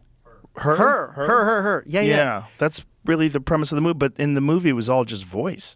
Yeah. Now it's going to be some actual 3D person. Is this one? It's replicate So that's AI. like still the uncanny valley, right? You look at that, and you'd have to have like really bad eyesight to think that's a real person. AI shuts down erotic role-play community, shares suicide prevention resources over loss. Oh my goodness. People were like miserable. They're like it's talking. So, and they would like complain like after an update, they'd be like, because I looked through their Reddit, I was like so curious. I was like, this is like a new, brave new world, But they would say, ever since the new update, she's just not the same. She's like talking to someone different. And it's like, the back end is just like a large language model, and they just clicked an update. They don't care as long as they're getting this feeling, right? It's really scary stuff because I read this statistic recently that said that there's somewhere in the neighborhood of 30+% of women are single, but it's in the neighborhood of 60% of men. Really? Yeah. See That if you can seems find. really high. I know. In what it does age seem group? really high. It's 18 to 49 or something. Oh, like that. wow. I don't remember the exact numbers, but it's young men. It's a shockingly It high. doesn't make sense, like why there is such a disparity between the genders. That men are so much more single than women. Like that doesn't even jive. Yeah, how does that like how make sense? most men are single, most young women are not. Maybe the guys So- are just saying they're single, and all the girls are like, we're in a relationship. It is just a research, right? So it's just a survey, I would imagine. 30% of U.S. adults are neither married, living with a partner, nor engaged in a committed relationship. Nearly half of all young adults are single. 34% of women and a whopping 63% of men. Like, Wow. how does that work? How does it work if there's roughly 50% women, 50% men? How could 34% of women be single and 63% of men be single? It says, not surprisingly, the decline of relationships matches a stride with the decline in sex. The share of sexually active Americans stands at a 30-year low. Around 30% of young men reported in 2019 that they had no sex in the past year, compared to about 20% of young women. Only half of single men are actively seeking relationships or even casual dates, according to Pew. That figure is declining. What if like the women thought they were in a relationship and the guys are like, Right. "I'm Yeah, that's that's what we could not say. fucking single. What are you talking about?" Yeah, that you could say that. Or maybe the women aren't being honest. Maybe they've gone on a date with a guy and they decide that's their boyfriend. I don't know. I think the more shocking thing is just that more in general are single. Less people are having sex and are engaged in meaningful, Yeah. long-term relationships. I think that's, there's just an increasingly, I feel like we're becoming more atomized. Like you just kind of can get lost in your world, and you get these pseudo communities popping up. Like if I'm a Bored Ape Yacht Club member, I could call, I might say those guys are my brothers. But are they really? Like what are these new internet communities doing right? And what are they not really replacing in the real world? Because basically that's what we've done. We've replaced a lot of physical things with online things, and sometimes that replacement works. Like I can kind of, but sometimes it doesn't. Like I can like FaceTime with my mom, and it's like kind of the same, but it's not really. It's a little annoying. It's a little annoying, right? And they're getting Yeah. better at it, but it's like it's always kind of like this like facsimile of the real thing. And so I think this replica AI is like it's sort of this like it's trying to treat loneliness in people. Yeah. Maybe you could that's the nice way of looking at it. But it's pretty dystopian, man. It is dystopian. And one of the things that I think accelerated it was the lockdowns, right? So for especially people that had a lot of anxiety, there was people that went a year plus without being in contact with other people other than their immediate family members. And so then they seek more time online. They're online more. And at the same time, this AI-generated 3D image of a person is communicating with you. Just that, and then the rise of like parasocial relationships. Working people from watch. home. Yeah. Mm-hmm. People watch so much of online people, they think they know you, and they don't. But they feel like you're their friend rather than them having like online I was hanging out with a few friends, and they got approached by some people, and these guys like felt like they knew them. Like they're like, "Oh, we know you. Like I love all your stuff." What do you think about? They're asking about one of their friends. Like, what do you think about when this guy did that? And I'm thinking like, this guy doesn't know you. Like, right. It's this strange thing where that's our new world. It's different from like when there were celebrities. You didn't feel like you knew Tom Cruise. Right. Well, that's different too because he didn't really talk. He only talked on screen. He's playing a character. Yeah, and when he did talk, it was disastrous. Like, remember when he had that interview with Matt Lauer and he was getting upset at Brooke Shields, who was taking, psychiatric medications, and he's a Scientologist, and they believe those are the devil, and so he was telling him, "You're being glib, Matt. You're being glib," and everybody was like, "Oh my God, this guy's a psycho." You remember those? I ever since I watched Top Gun, I forgot. That was disastrous to him. He said, but ultimately, he wrote it out he's with kind Top of Gun. proven correct in a lot of ways because it turns out that the model of why they were using these SSRIs is not correct. Like they work, but they're not sure why they work. And the initial thought was that they were addressing some sort of a chemical imbalance in the brain. And now that's been proven to not be correct. How do you think we go about so it's sort of like managing these two things, right? Like you manage the fact that pharmaceutical companies have profit incentives that leads them to want people to be on, long-term drugs for, ever. That's the best kind of drug. It's one you never get off of. Right. With the fact that, like, on the other hand, you have a lot of, like, alternative health guys saying, hey, that's nonsense to listen to the guys. They're also kind of a lot of them pushing a bunch of pseudoscientific, Yes. like, wackiness. So it's very hard to figure out what's right and what's wrong and what's correct and what's propaganda. yeah, because you go Very like hard. you go like Tom has a point about these all these these pills, but it's like, okay, then is the answer nothing? Like it's just hard to know. It's interesting, right? Because like the question is like, illness, right? There are certain medications like insulin for people that are diabetic. These are like actual real solutions to an actual medical problem that's being created by a pharmaceutical company that addresses real issues and helps people. Right. And then there's also stuff like, hey, maybe you need Adderall. Maybe you need focus. And so they're giving you speed. Right. And so it's not based on a disease like I can't go to a doctor and the doctor says, hey, you have herpes. You need herpes medication. And then this fixes your disease. It's I don't feel good.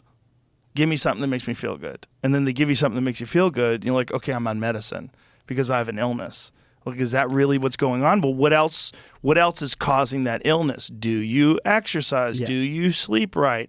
Are you depressed because you have no meaningful relationships? Are you depressed because you have a job that's horrific and stressful? Like, what is causing this that you're just putting a Band-Aid over? And there's confounding issues that are all souped in together. And no one's the same. That's the thing. It's Yeah. like how much of it is environmental factors. Like I can speak personally. I have developed some like low grade form of ADHD, but not because What does that I was mean, though? born.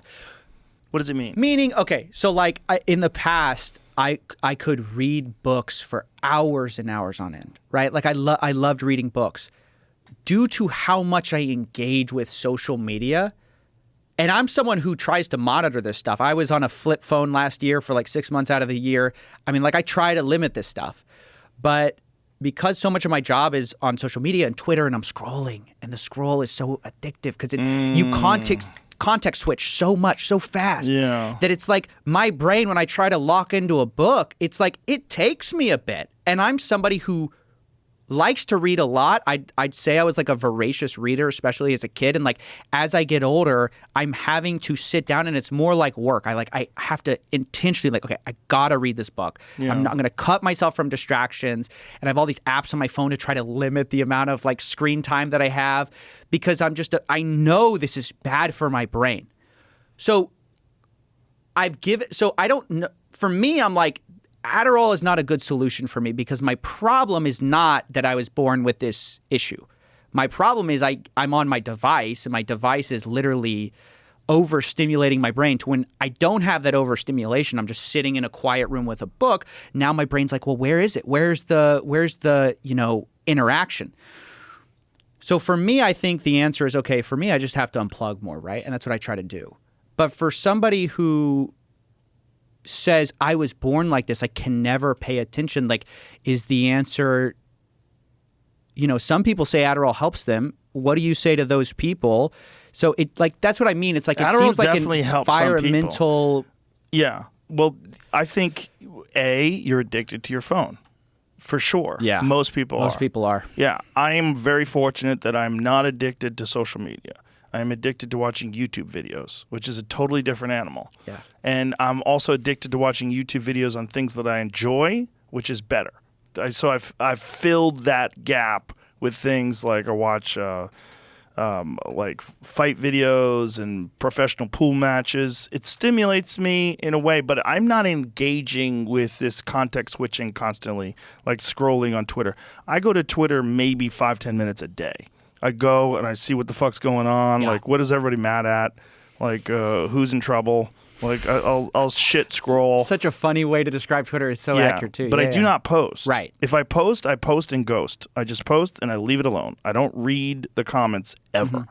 I don't read any of my comments. And I think that's great. That is very important for famous people. It's very, very important because I have friends that don't, and they'll come to me and you know what they're saying? I go, how do you know what they're saying? Like, what do you give a shit? I watch people ruin their lives by Yes. looking at these like their screens. No, it's kind of hard because when you first like kind of come on the scene, you get a little attention. It's like intoxicating. You're and like, you want to engage too. yeah, because it's like at These are your first fans. that's fun, and it's like when you have 1,000 people watching you, like that's like beautiful. Yes. It's like there's this community, they're resonating. You have time to you can respond to people like intelligently.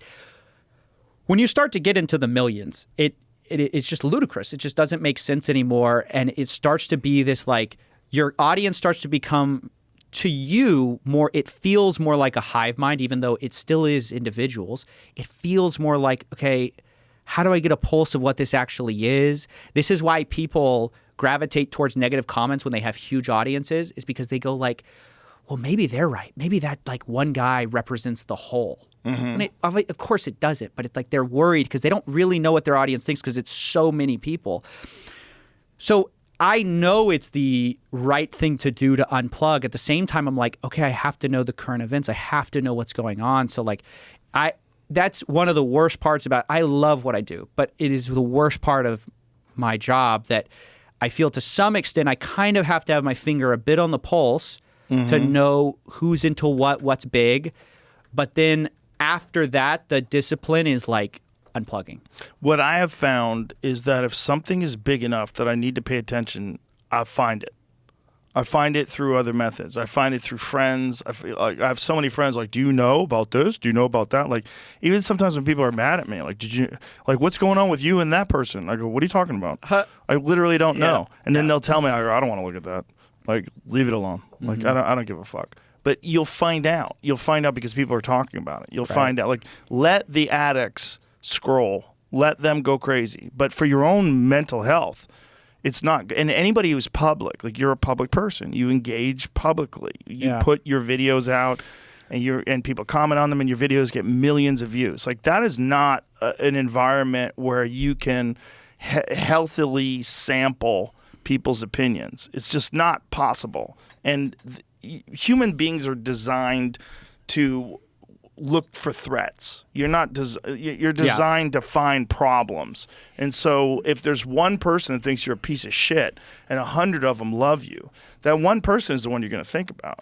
And you're going to go, oh. And they're confirming your worst fear. Yes, like your worst imposter syndrome. Yes. They're like, you are crap. And you go, oh, man, I knew it. But even for people that are just regular people engaging, like imagine people aren't talking about you because you're anonymous, but you're engaging in this very shallow form of communication that's not natural. You're engaging in a text-based communication with someone. You don't know who they are. You don't have any background on them. You don't know if they're fucking schizophrenic. You have no idea.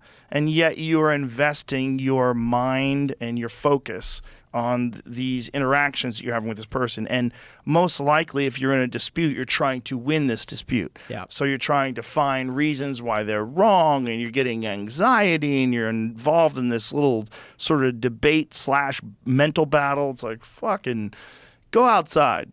Go do something with your life. Like, social media is fucking dangerous, but it's not dangerous if you understand it. It's like if you have a cabinet filled with cookies and chips, it doesn't mean you're going to get fat.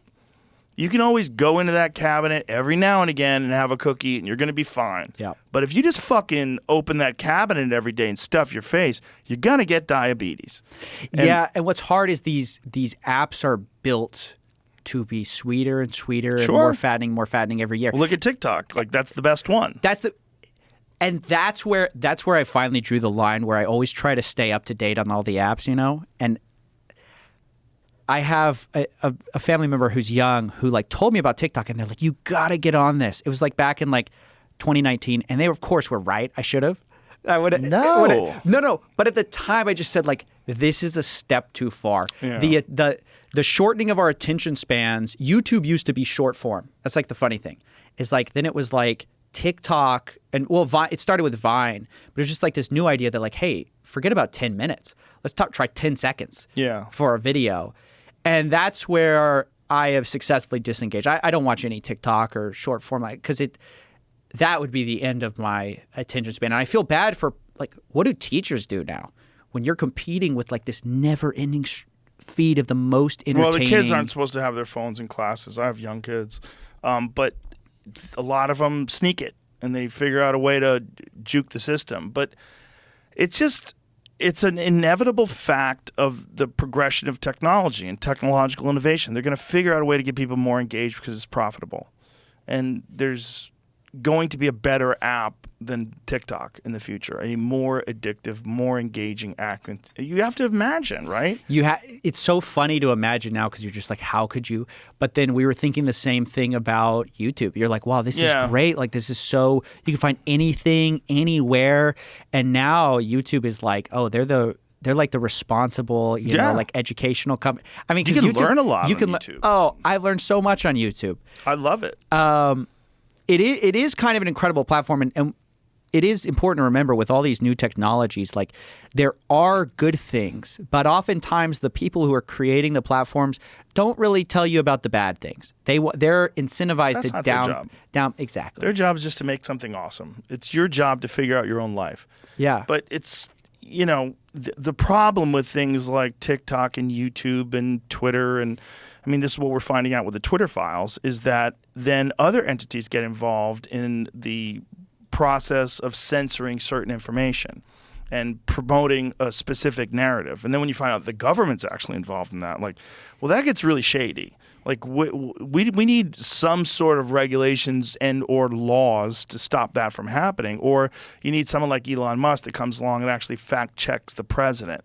You know, when they started fact checking the White House, you go, well, actually, that's not true at all, and that's not why there's inflation. You didn't do that, and it's amazing. See the White House delete tweets out of shame, but that's the world we're living in now. But that's not the case with YouTube. And with YouTube, there was some real problems, especially during the pandemic, with the censorship of accurate information that didn't fit a very specific narrative that they were trying to promote because of their sponsors. How do you regulate that when one of the challenges is that and I know this firsthand, the regulators are so out of touch with the technology, because technology moves so fast that these guys, a lot of these regulators were around when it was dial-up internet, and now they're in positions of power being asked to regulate things when they checked out, you know, with email. Yeah. Well, you saw that when people were interviewing Mark Zuckerberg, and they were talking. They don't know what they're talking They're about. literally talking to him about problems with Google. Yeah. And he's like, "Hey, I'm Facebook." And they're like, "Fuck, are you talking about?" Yeah. You know? That is one of the bizarre things, and so you rely, weirdly enough, on people to inform the politicians. Well, who informs them? Lobbyists. Right. And then you go back to people like Sam Bankman-Fried, where it's like, he's informing them with money. Yes. And he's like, hey, let me get a meeting with you. So he gets a meeting. And now he's a favorite on the Hill because he seems like he's the responsible one in the room. And it turns out he's a giant fraud, but no one noticed because they don't know what they're talking about. Right. They don't know what they're talking about, and they're dealing with a million different issues all at once. Does it make sense? So I totally get the, you know, elect kind of older people because they have wisdom. But at the same time, does it make sense for there to be limits on age where you get more young people involved in these situations who actually know the technologies, especially on those special subcommittees where technology is such an important part? Yes. It makes sense to get people that understand it, and young people are going to be more likely to understand it. But do you want people with a lack of wisdom? Like, these are the type of people they were dealing with at Twitter. They were dealing with young millennials that were deciding to censor information and to, you know, I mean, that was one of the problems that they had with issues like dead naming people. You know, like if someone can change their name and change their gender, and if you use their old name, like if you called Caitlyn Jenner Bruce Jenner, you'd be banned for life, which is bizarre because that person named Bruce Jenner won the fucking Olympics. Like, what are we supposed to do there? Like, you're doing this based on an ideology. You're not doing this based on fact. The actual fact is that person was born Bruce Jenner. Now, to be kind and respectable and, you know, to that person and refer to them in the gender that they want is nice. That's a good thing to do.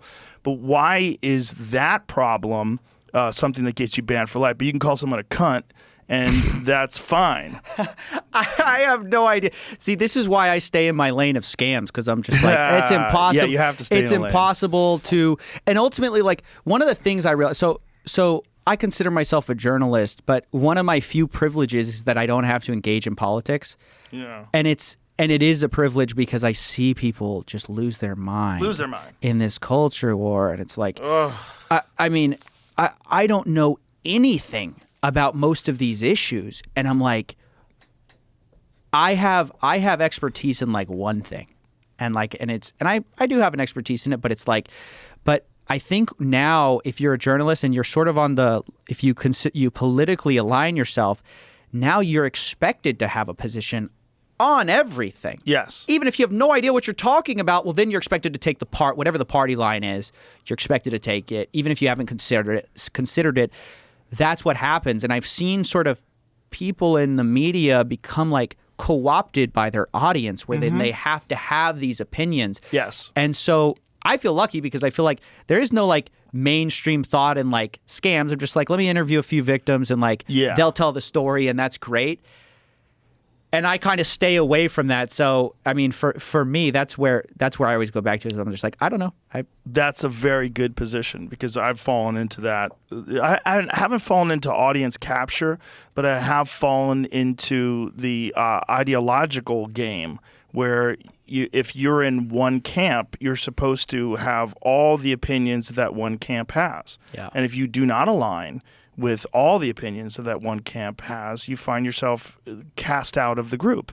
And I thought initially, wrongly, that what the internet was going to do was provide people with so much data and so much information that we would lose camps and that people would instead have a more open-minded and centrist view of things and say, well, I could understand why people would think this because of that, and I could understand why, and we would have like more of a collective idea. But what I didn't anticipate was social media and the echo chambers that it would provide. Right. And that these ideological echo chambers also come with virtue signaling, and that people get on these things because you're only dealing with a short amount of characters, and you state something that you know is going to get a bunch of likes, and people are very addicted to likes.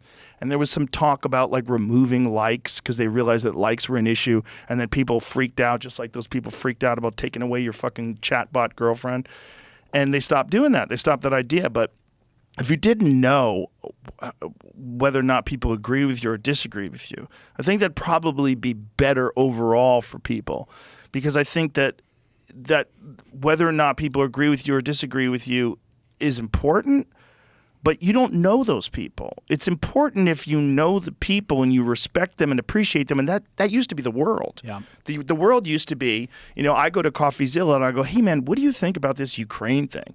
And then I know you and I know like that you're honest, and so I talk to you and you say, well, this is what I've read, right, and this is what I think, and then I go, oh, that's interesting because I thought this, and you go, yeah, I thought that too, but then I found out that, and you go, oh, okay, and you get sort of a more informed, neutral position on what things are. I don't think people are getting that. I think there was a funny meme that came out right when the war started that was like the instantaneous change from people going from being healthcare experts to foreign policy experts. Oh, it's hilarious. It's very funny because that's what people do. They find out what is the new thing that I can say that's going to get me likes. Let me throw that Ukraine flag up in my Twitter bio alongside my gender pronouns and get after it. And let's get some likes. And now everyone's AI experts too. Now they used to be crypto experts, and now it's like everyone's AI expert. Yeah, it's the classic. It's like everyone's always current affair experts. It's a weird thing how social media, like, it's an echo chamber, but it's a weird kind of echo chamber because it's not just what you think. So if that were the case, that would kind of be obvious. But it's also like you're shown the other side, but the most incendiary, insane side of the other side's views. Yeah. Almost to the point it's like caricatures. If you follow, so if let's say you're a right winger, like, okay, the most insane people on the left are going to get the most likes from me because my camp's going to love it. They're going to eat it up because they're going to look as insane as possible. So you make them look insane. The left-wing people, they go, okay, let's select for the most insane right-wing person and we'll put him out there. And so they both put out like these like sort of extreme views of the other side to their audience. Right. And then if you're in that echo chamber, you go like, wow, those guys are literally insane. I mean, because you think that's what the other team is just like agreeing with, like, yeah, this is normal. And meanwhile, the other team would be like, yeah, that's a little crazy, but like we actually think this. We have a more moderate position on whatever.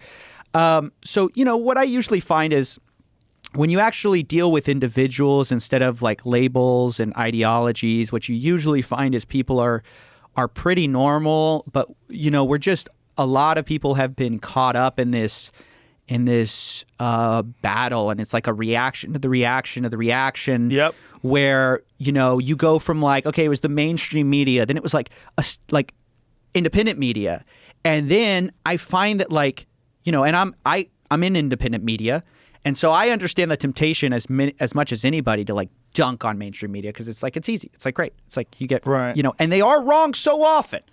Yeah. But then the mainstream media gets pissed off and they're like, hey, look, you independent media, you're just, all you do is spend your time complaining about us. What are you actually doing in terms of news gather? Are you on the ground? What are you doing? Sometimes they are. But, I think the news, it's all just kind of decentralizing into a lot of different camps. And there's good people everywhere and there's bad people everywhere.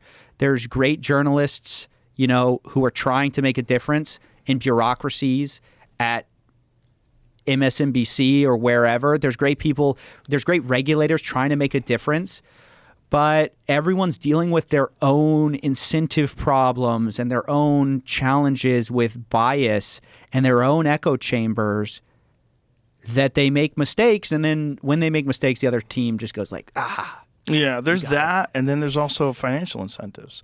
Yeah. There's financial incentives that... Huge problem. Yeah, I mean, when you get motivated by whoever is your sponsor, whoever is the advertising revenue provider for whatever show you have, and that becomes a gigantic issue. When you see a mandate that gets pushed through, and when you see people clearly moving in lockstep all together, like a coordinated effort to discredit someone or to go after some topic or to give a very biased and distorted version of something that clearly benefits the advertisers, it gets very sketchy. And for the mainstream people to say, like, what do you do? All you do is criticize us. Well, that's a very valuable role, guys. Like, that's a very valuable role because you people are fucked. Like, you're not Walter Cronkite. This is not the New York Times of 1970. This is a completely different animal. And it's an ideologically captured animal. And then you have mainstream television, which is almost bullshit. It's almost like you could just say CNN is bullshit. Fox News is bullshit. How much of it is bullshit? Is it 30% bullshit? Well, if I gave you a sandwich and it was a cheeseburger, but it was 30% dog shit, am I allowed to call that a cheeseburger? Now, you have a dog shit infected cheeseburger, right? And that's what a lot of television news is. And it's not news because they need to get you informed because it's like a service that they're providing because most people don't have the time to gather that information. No, it's a propaganda disseminating entity that relies on advertising. The advertising shapes the propaganda that gets disseminated. That's fucking dangerous. And so if independent media doesn't exist, where someone is not captured by that, can't point that out, we've got a real problem with information. Because then it's going to be who has the most money and who can buy out the most media. And there's a lot of that going on. And that's scary. It's scary for people that don't know the truth. And it feels horrible when you get duped. When you think that a mainstream story is correct. Oh, yeah. And then you find out, oh my God, I got fucked. Yeah. Yeah. Well, I mean, what I think is everyone, the problem with like pointing out financial incentives is like, everyone has financial incentives. Everyone, yes. Even independent media has to make a buck somehow, Of course. right? But what I'll say is I've been on some of these like mainstream shows, not many of them, but a few of them have invited me on. And what I've noticed is they're just bad. Like the platform itself is just a bad way to express yourself. Absolutely. Because you go on, I went on one and I won't name it, but like you're in this waiting room. And they join you in the waiting. It's like this Zoom version of it, and they go, "Hey, how's it going? I'm good. Okay, we're on in 5." And then they ask you like this 3-second question, and then they cut you off within you give this sound, and you're aware okay, this is it's live, but it's actually not live. Like they're going to release it later. So I'm like, why can't I really think about my answer? But Right. but it's given with this perspective, like, okay, you have this 30-second answer, and then they respond, and then before you can even respond, they cut to a new segment. And so I'm like, you can't even get into the meat or nuance of the argument. It's the format literally constrains your ability to tell the truth, the whole truth. And so one of the things that I think has been so just unlocking about YouTube is, like, I just released a story and it was about a 30-minute story. So you know how long it was? It was 30 minutes. When I have a 10-minute story, it's a 10-minute story. When I have a 50-minute story, that is such an underrated, like, just format shift to where you are able to tell the truth in the size that it is. Yes. And I think that's the problem now or with the problem with mainstream media that's like, it's a challenge is they're stuck in an old format. Yeah, and it's unfixable because they're connected to advertising. So they have to go to commercial every X amount of minutes. And that's not going to change. Yeah, and you need the in and you need the out. And then they I'm also back have with... they have a time spot. So their time slot is, 8 p.m. to 9 p.m. That's it. So there's many subjects that are deeply nuanced, and you can't cover them in 60 minutes. And you don't get 60 minutes anyway. You get 44 with commercials, or maybe even less, depending on the show. You're fucked. You're fucked because, like, it must be incredibly frustrating for someone who exists in mainstream media to see a person like you go into a deep dive, and then they'll look at the video and like, this motherfucker got 3 million views. Like, this is crazy. My stupid fucking show on what network gets, if you're lucky, a couple of 100,000. And that in the key demographic, what is it, like 40, 50,000? Yeah. And these are like big shows. Yeah. And that's hilarious. But also, it's great for you. It's great for me. And it also shows that people have this perception that because short attention span formats like TikTok work, they're very effective, that's the only thing people want to consume. That's not true. It's not true. I think it's actually kind of like splitting into two things where you have like, hey, I have a break, I'm going to watch something short, or hey, I'm like, I'm going to go do something. Let me put on a show. Let me learn while I'm. That's become hugely popular. Yes. It's like, hey, I'm setting up something in my office. Let me turn something on and learn something, hopefully. While I'm doing it. While you're cleaning your office, you're actually absorbing something. Exactly. Yeah. Exactly. I'm like basically sitting in the room with an expert as he describes some topic that I'm interested in. But then there's a problem that, what if that guy's full of shit? What if that guy's full of shit and there's no fact checkers? So there's no one checking. And who fact checks the fact checker? Right. I mean, it's problems all the way down. But I think like the thing that I worry about the most is that we have to have some commonality, and so I think why I like spending time on things that unite people is like I'm like, all right, my show you can agree with no matter what. Like, or you can watch it and you can disagree with it, but like it doesn't. You're laying out You're not facts. divided. Yeah, you're not divided by your interests either way. So I think it's such a ripe moment for journalists to do more than play the game of battles. But I don't think they can in mainstream media. That's why it's so interesting, and that's why independent media has a huge advantage. Do you think like, don't you think like 60 Minutes has done a pretty good job? They only have 60 minutes. Yeah. And they don't even have 60 minutes. But don't they do like real stories? Yes, not they just like do real stories. Like not just like partisan, whatever. They'll do a little bit of the politics, but they actually like and Vice was doing that for a long time. They did these incredible like documentaries. Like that's journalism at its best, where you're just deep diving a topic that just people will find interesting. Yes. You go somewhere, you talk to people, and you present the facts, but you don't go in with this pre thing of, okay, I know what happened, and let me tell I'm just gonna But Vice is a good example of what's wrong, because like they were that, and then they got bought. And then the people who bought it, like, yeah, you got a great thing going on, but we're going to fuck that up, and we're going to turn it into this, like, woke fucking platform, this weirdo platform. And that's what it is now. It's like you can kind of guess what their angle's going to be before they even write the story.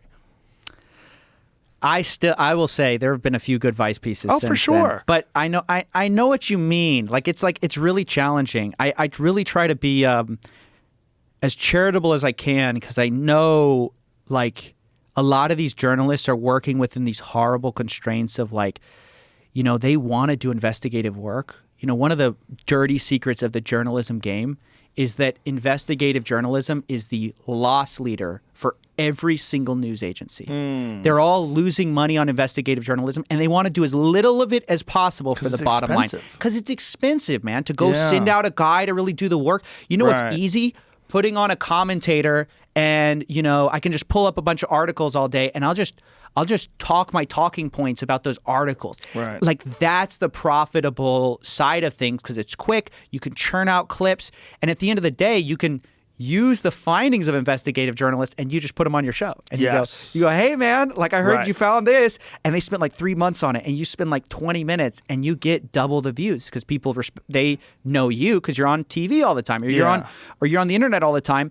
And so that's one of the real challenges is I know journalists want to do that investigative work, but they have editors. Yes. And they have people telling them, hey, we judge you by the number of clicks you get on our site. We're a click site, or we're a subscription site. So you've got to cater to the kinds of people who subscribe to us. If we're the New York Times, we have a certain type of people who subscribe to us. If we're, I don't know what the equivalent is, the New York Post or whatever, we have a type of person. So I think the New York Post is more advertising. But the point is that these journalists are kind of like sent out on these mandates rather than go find the truth. That's what they want to do. But it's like instead it's, you know, you're battling for attention in a click world where you're not even controlling your traffic. The social media company's controlling your traffic. And it's about how many likes you get on Twitter and how many retweets you get on Twitter. Yeah. Yeah. They're trapped. And it's not good. But with the thing about independent journalists is that it's like they're not going to send someone to Turkey to investigate something. They don't have the money. You know, they also don't have people that they can just send out. And that was one of the cool things about Vice is they did do that. And back in the day, they would send someone to the front lines of some foreign war. And, you know, you see some fucking journalist with glasses on with a flak jacket on. Isn't that crazy? It was wild. Vice was wild in the beginning, you know. And I'm good friends with Shane Smith, and I was friends with him in the early days when all that was going down. It's fascinating to see what they did, but he sold it. You know? Yeah. Well, here's the thing, too. Independent media journalists, after a certain size, they can do it. The problem is they realize, like, for clicks, it's like, hey, I should just stay in my room and make 20 videos instead of going out. And so that's why I'm a big believer in like subscription models for independent media journalists. Like Substack. To get away. Yeah. I do like the YouTube equivalent of like Patreon. And it's like that is a way for me to free myself from like the view model, which I did for a long time, where it was about views. And so eventually I was like, man, I really want to deep dive something, and I don't want to be limited to like, do I think this is a popular thing? So that was a big change. And I think, things like Substack, it really frees up people. And I think as we learn to like pay for journalism, I think that's a big thing, because it's not free. We got the false impression that it was free from years of just being able to go on like Google News or whatever and sorting through. Meanwhile, the quality of journalism was just dropping like a rock as everyone moved to this ad model. Yeah, to digital. It's just there's no money in it. I mean, and the money is in just the mass production of just slop. Yeah, I don't envy them. It's not good, but it is great for someone like you. Yeah. I mean, it's great for us. Yeah, it worked. It really is. Yeah. I mean, and especially for having long-form conversations.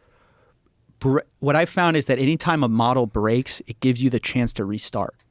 So you just described the kind of the problems with the models of mainstream journalism that allowed for an opening, because people are thirsty for like real conversations. Yeah. Right? And so this podcast can go on as long as it goes on for, and we can clarify anything we can do. But if there wasn't problems in the previous generation, there might not have been that opportunity for you to, you know, get big basically doing what you do. Well, this thing didn't exist before. The only form that you had that's similar to this was radio. and morning radio. Where I mean, this is literally where I came up with the idea to do this, was being on the Opie and Anthony show. And Really? and being on the Howard Stern show, where you would go, wow, I'd like to have one of these things. We just have fun with people and sit around and shoot the shit. It'd be great. But no one was going to give me a show like that. And they certainly weren't going to give me a show where one day I'm going to interview a UFO expert, the next day it's a psychologist, the next day it's an athlete, and it's just whoever I'm interested in. And no one would say, yeah, interview whoever you're interested in. Here's some money. You'd have to create it on your own, which is I did, but I didn't do it for profit. I did it because I thought it'd be fun to do. That's literally how I started doing it, and then it became this thing. But I kept it the way I started it, where I'm only I got interested in you by watching your videos. I got interested. I'm like, oh, this is fascinating. Oh, this guy's clarifying this stuff. I was wondering why. Oh, okay. And then here we are talking. It's that simple. And I reached out to you. Yeah. It's like me to you, and then we're here. There's no other people. It's crazy to think of. I kind of grew up in this. I'm only 28. So I kind of grew up in as it was shifting, as everything was shifting underneath people's feet. And it's interesting to watch. I am very fortunate to have never had to deal with these middlemen. And these people that's very fortunate. And people have tried to inject it, but I got enough people who had been burned by that telling me hey, you don't want to sell the show. You don't want a middleman. You don't want this guy saying he can get all these deals. You do not want this guy. He's just going to use you. And he's going to inject himself for nothing. You get nothing out. And then your show becomes worse. It becomes this different thing. Yep. But I was so fast. That is my favorite. And it's legitimately the most exciting part of independent media is for the first time, there's no business people telling people what to do. There's no top line guy who's saying, hey, we'd really prefer it if you sold more ad spots or did more of this.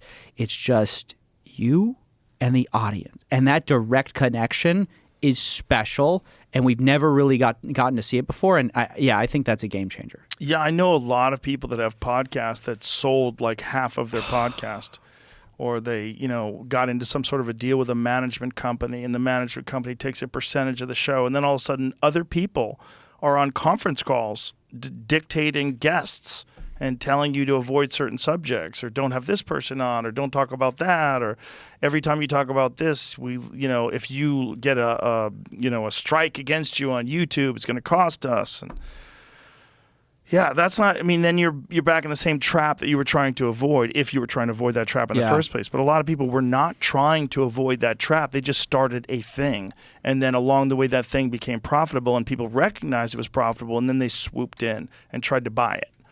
And it's very tempting. Someone comes along, hey, Coffeezilla, we've got X amount of money for you. Oh, yeah. And then you don't have to worry about money anymore. Oh, don't you want to do that? And then you're like, okay, well, here now you have to interview this person. It's all to promote some crappy crypto coin or something that's what it always is. Imagine if that was you, if you fell into that.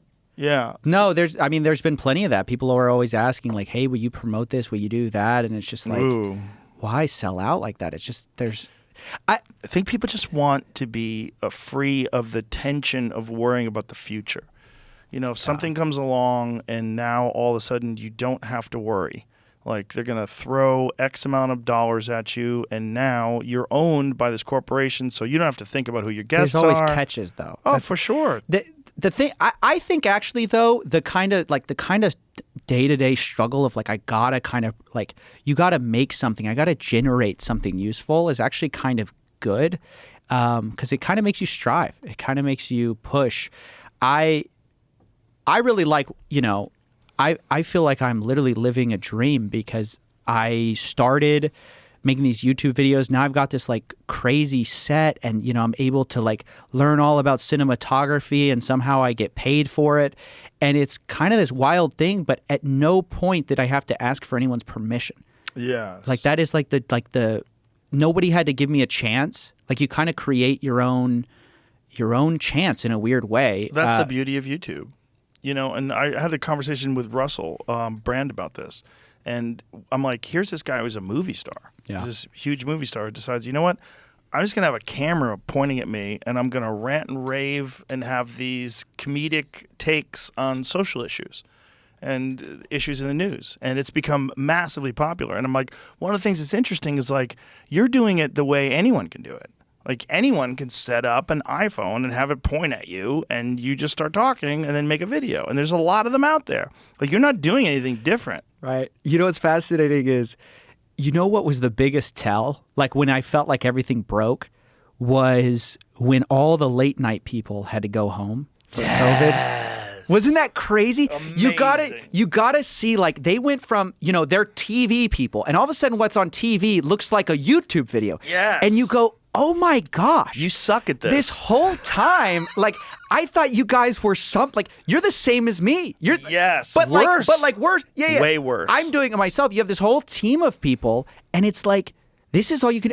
And then it kind of breaks the illusion. Like it's like seeing someone run a 4-minute mile or whatever. You're like, oh, I can do this show. Like I got this idea to like make this crazy set because I saw somebody do this like TED Talk about like, I think their line was like, you can't become Kanye in your living room. Like you got to make an environment that like speaks to what the show is. It's kind of a weird thing now. But with some Kanye, people do it very popular. They have a very popular show, and they do just do it from their living room.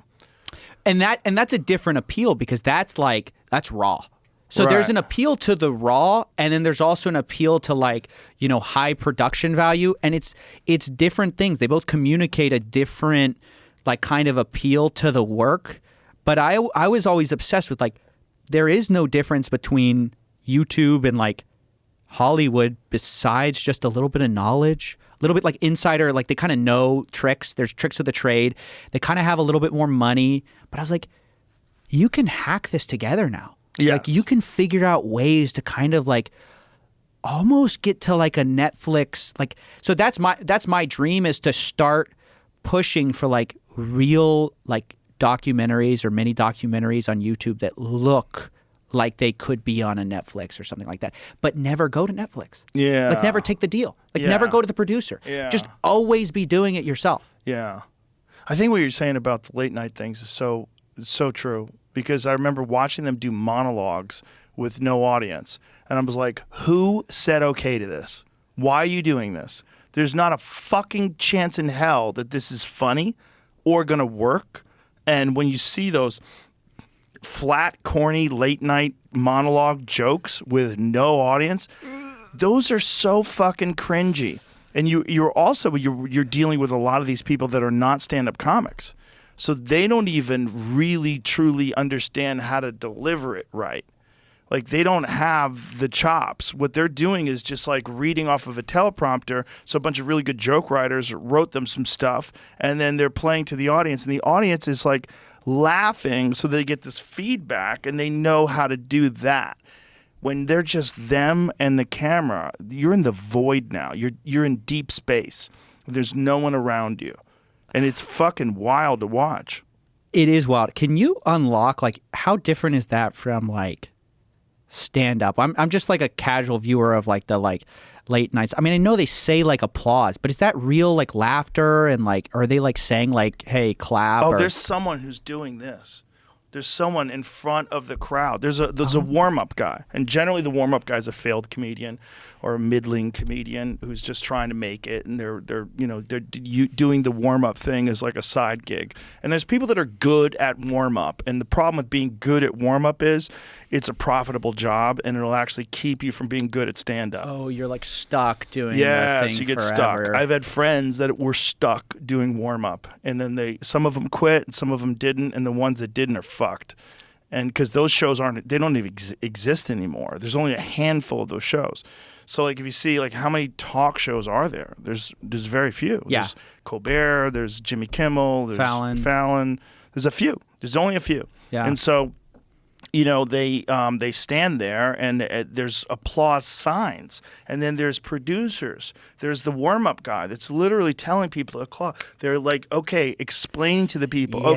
okay, when Jimmy comes out, I want a big round of applause. Let's practice this right now. Ladies and gentlemen, Jimmy Fallon. Yeah. And everybody They claps. practice it. Yes. They'll train the audience how to do it, depending upon the set. But I've seen them do that at different places. And I had a friend who was a writer in the early days of Conan. He's a buddy of mine who was a comic. And I went to see one of the very, very early Conans. So this is like, I guess it was like the 90s or the early 2000s. No, it had to be the 90s. It was the 90s. Yeah. And they were reading their banter between Conan and who's the other guy? Andy Richter? Oh, Andy Richter, yeah. They were reading off of cue cards. So they had a giant cue card. The banter was fake. So the banter, their dialogue back and forth was scripted.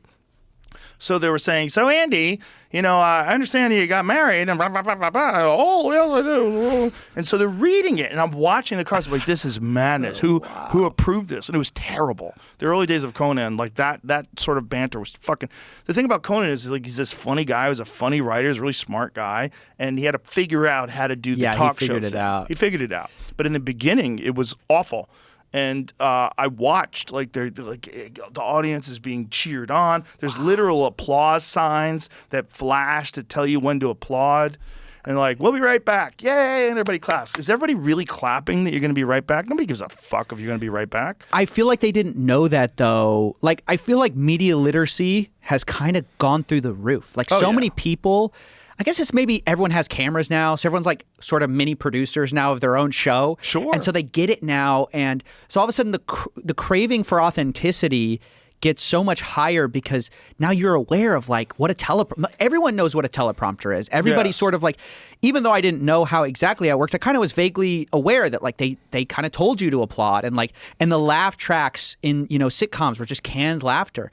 So I feel like as people realize the fakery, there's a craving for hey, can you do this for real? Can you not, I remember when I found out none of the conversations were real. I was like, what? Right. What do you mean it's not real? Because it's all a pretend. They're all pretending that you really knew about my funny boat story. And Right. I had this quippy, and I thought, wow, they're so charismatic. And you come to find out they've been rehearsing the story. Yes, they go over it with a producer on the phone. And it's completely insane when you realize that you go oh, it's all fake, and the illusion is sort of gone. And so now I think one of the surprising things, but also maybe obvious in hindsight things, was why shows with no laugh track, less production, are more engaging. Yes. Is because there's more of a realization of there isn't games here.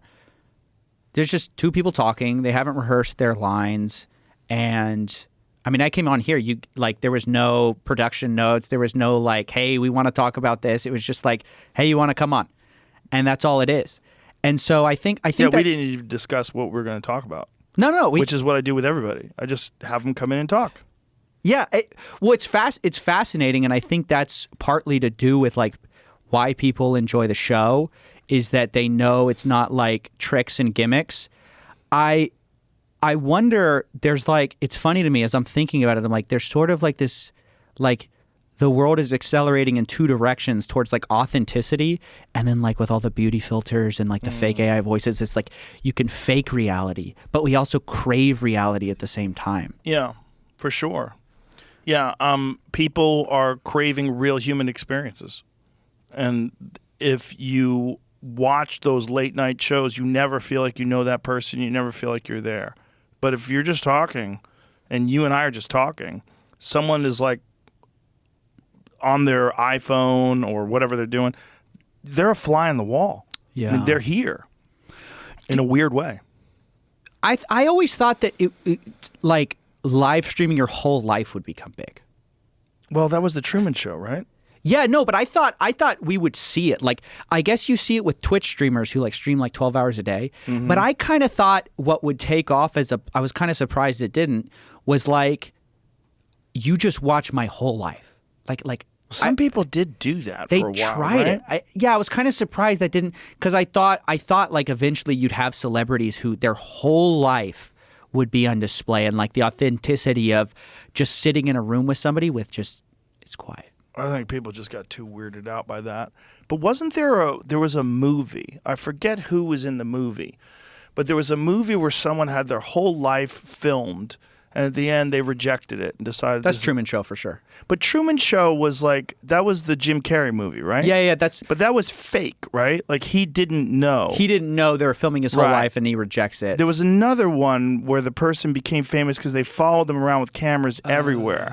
And the end of it, like he fell in love with a girl or something, and it was over. You know, there's always some corny fucking reason why he cancels it. Do you remember? You know what I'm talking about, Jamie? Yeah, 100%. I'm trying to figure it out. I thought for some reason Matthew McConaughey was in, but I don't think Maybe it that was Ethan Hawke or someone like some famous person, but called, like something TV. Yeah, Ed TV. Yeah, there you go. That's it. Who was it? Who was Ed TV? But it was the kind of the premise of the film. It was like Matthew this. McConaughey. It was Matthew McConaughey. Yeah, 1999. 99. So in that movie, he like gives up on everything after a while, right? Oh wow. Yeah. See that was it. You're live on Ed TV. So that was him, just a regular guy who became famous, living his regular life. How crazy is it that was 99? It is crazy. And they kind of predict. I mean, that was just Elizabeth in TV Hurley, for a while. And how it does she? became- She's still so hot. How is she doing that? The fuck is she taking? She's pulled it off. But that was the thing, is like that this would be bad. And they're sort of like saying, no one wants this. Like, imagine if you got famous this way. What a disaster. Meanwhile, then you have social media influencers who are, you know, every single aspect of their life. They're live streaming. They're putting it on Yeah, camera. that's what Justin TV started as. It was Yeah. like 8 years later, though. He literally attached a webcam. Yeah, that's right, to his baseball cap. I've talked about that before. Justin He's really TV interesting. was the first time we live streamed. We live streamed on Justin TV in the green room of comedy clubs. So what we would do is like my buddy Brian Redband, we would go on the road together, and we thought it'd be funny to just like live stream while we were there in a green room. Yeah. And so we just did that just for fucking around, and it was just totally like, yeah, that's us in the green room. It's still there. That's hilarious. It's on because it's turned Oh into my Twitch. gosh. I think Wow. that's the Hollywood Improv, right? Is that what that is? One of them was that. The other one was Pasadena. It says so. It's probably That's back in my full beard days. So we did that before the podcast itself, and just for fun. And so there was like all these different versions of it that I tried out, and where I was thinking like, there's got to be a way to do something where I don't have to go to someone and say, hey, can you give me a show? And then when I saw Tom Green's show, that was what there was two things that gave me the big idea. One of them was Anthony Cumia from Opie and Anthony. He did this thing called Live from the Compound, where he had his house set up with a green room in his basement. And Anthony's a psycho, so he was like singing karaoke while holding a machine gun. It was so crazy Entertaining. because he had all this money, right? Yeah. He's very wealthy, so he had like a full like production set. Like he built a set in his basement. And I was like, this is wild. He can just do it. But he was already on this Opie and Anthony show. And so he decided for fun with his friends, like he had, you know, a full bar down there with like Guinness on tap, and they were just drinking and being ridiculous. And he was doing a talk show and just having fun, just being silly with his friends. And I was like, I could do that.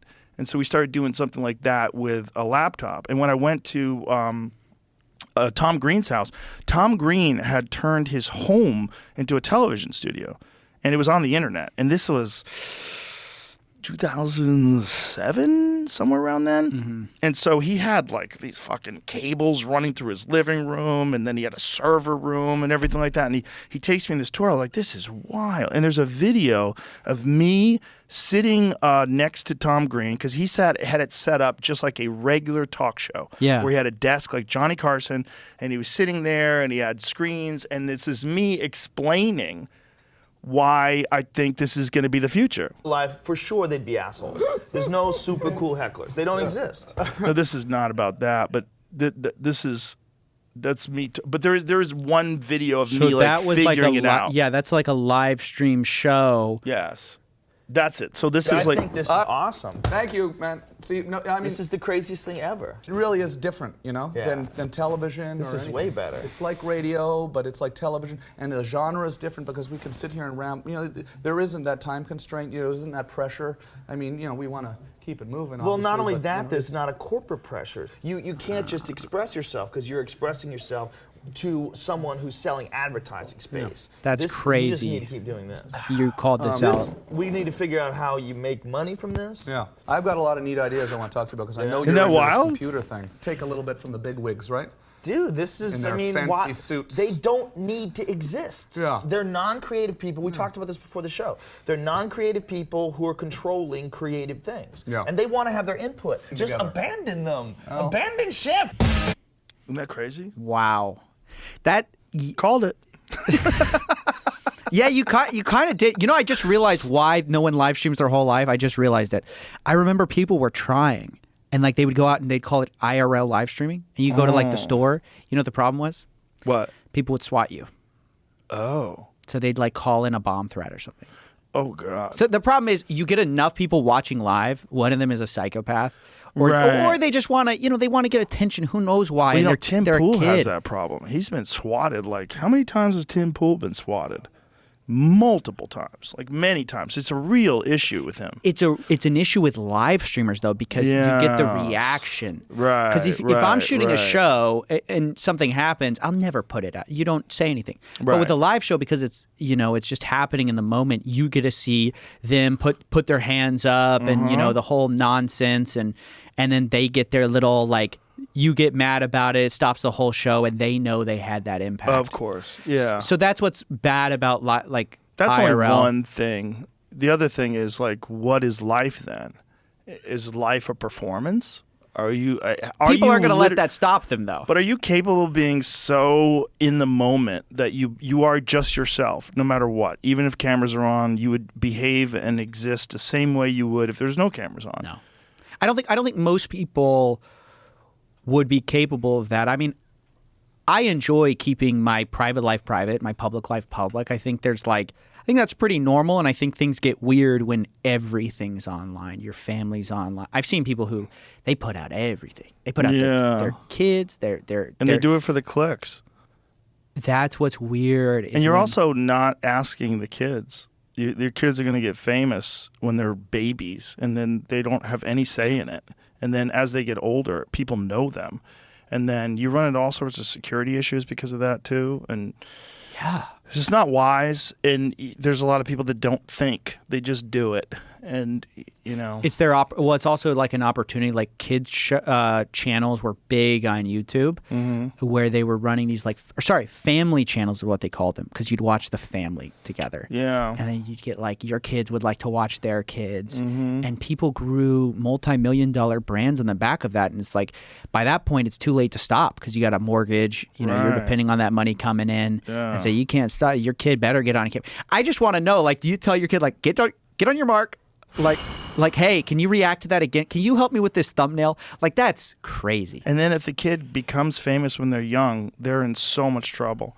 There's very few people that ever survive being famous when they're young. Very few. They all come out fucked up. It's not a normal way to develop. Fame is a drug that you have to develop a tolerance for. And if you don't develop that tolerance, you actually develop with that drug. Like, instead of like experiencing adversity, instead of developing your personality, you know, like to like realize like what is wrong with the way I communicate? Why do people get mad at me? Why do people like me? Like, you sort it out as a human. It's how you interact with the world. It's why kids, you know, pick on each other and they're mean to each other, and they're figuring out how to communicate and be social. If you're 5 fucking years old and you're already famous, you're in deep shit. And they're all in deep shit. I've met quite a few of them now. I've interviewed quite a few of them on this podcast. I've met quite a few of them in real life, and they're all fucked. Everyone who becomes famous when they're a child is fucked. I don't know. I mean, I was going to ask, like, do we know of anybody who, just navigating like mega fame in general? I don't think I've seen many people do it without kind of getting eaten a little bit. Yeah, you get eaten a little bit. You need to do something to mitigate that. You need to just do something real. And if you do not do something real, then you're like the responses you get, if that's what you're living for, and if your worth and your value is based on people's attention to you and people's interaction with you, that's not good. It's very bad. And that's why, I mean, it also, like, how many of them are narcissists to begin with, and how much of that narcissistic tendency gets fed by being famous? just like I think with my phone, I've sort of given myself some like low grade ADHD. I think too much of the like attention online makes you into a narcissist, even if you weren't one originally, or it has the potential to do so if you don't actively mitigate it. One of the strangest things is like when you get hot online, everybody wants to be your friend. All of a sudden, these people come out from the woodwork, and all of a sudden, everyone wants to be your friend. And then when you're not hot again, now it's like you don't exist. And that's a bad way to experience life, that your whole identity and your whole friendship base and everything's wrapped up with how you're doing online. And like, I know for me at least, I try to just segment my life to where the online thing is online and all my real friends are just in my city, just like kind of regular people, have different jobs. I think it's kind of important to detach yourself so that when things aren't going well, it's fine. When things are going well, it's fine. There's like a stabilizing something. I feel like you're describing Hollywood. You know, you're describing the problems with Hollywood. In Hollywood, when you make it, like if you're in a movie and you're doing well, everybody loves you. Oh, Coffeezilla, come on through the red carpet. Let's go. Coffeezilla is hot now. We want to put him in this movie, and they want to put him on this show. We want to do this. And then when you're not, no one wants to talk to you. Doesn't that break you psychologically, though? Of course. That's why they're all crazy. I mean, in Hollywood, it's even worse, right? Because you don't get to choose your own destiny. Like you've developed your own show and you've created your own thing. You haven't been chosen. In Hollywood, the problem is you're being chosen for everything. So you're being cast in these things. So you have to deal with people that approve you or pick you. So you're formulating your personality based on whatever the zeitgeist is, whatever the ideology of most of the producers are.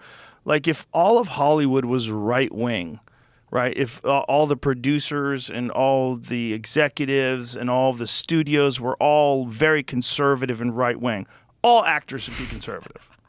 They would all be pro-life. They would all be First Amendment, Second Amendment happy. They would all carry guns. It would be 100% compliance, the same way it is with left-wing. They're not necessarily people that think that way. They think that way because that is the way to fit in and be successful. So you take people that already have this exorbitant need for attention, and then you bring them into an environment where they have to be chosen. So you have to figure out what gets me chosen. So you form your ideas and opinions based on what's going to be the most successful. It's a mating strategy. It's weird because the fact you need to be chosen sort of makes you play the same game that you don't like, which is you have to go to the power brokers and you have to suck up to them the same way people suck up to you when you're successful. You have to go suck up to the successful people. Yeah. And now you're playing the same game where you're going to the people who are the decision makers and you're trying to woo them and pretend you're their friend. That's why when those people do make it and they do get pushed through that red carpet, come on through, Tom Cruise, they're all fucking crazy. And a lot of them treat other people like shit because they want to let you know that they're a part of the chosen class. So that's like this thing about certain celebrities being assholes to regular people. Like, why do they treat people like that? Well, the same reason why royalty does it. You know, like when you see the queen, you're supposed to bow. Like this is how it goes down. That's why they became the queen in the first place. That's why they became a star in the first place. Because they want to be that person that just gets fucking exorbitant amounts of love and attention. It's very unhealthy. And it's good, I think, that it's now becoming possible that you can be like a Mr. Beast or something and be not be in Hollywood. He's like in North Carolina or whatever. Yes. And he can just do his own thing. He can start his own, and he's as big of a brand as anybody. Yep. And it's like, it just doesn't matter. He doesn't have to like kind of play the same games. I think that is sometimes I think changes in technology are like neutral. Like it's like kind of like you win some, you lose some. I think that is a distinct change for the better, that we've kind of decentralized Hollywood a little bit. And it's like you can just start your own show. You're not.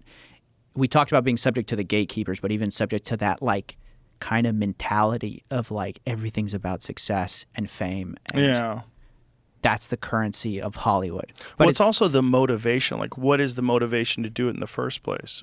A lot of the people that are in Hollywood, their motivation is purely for attention. Their motivation is purely to become successful and famous.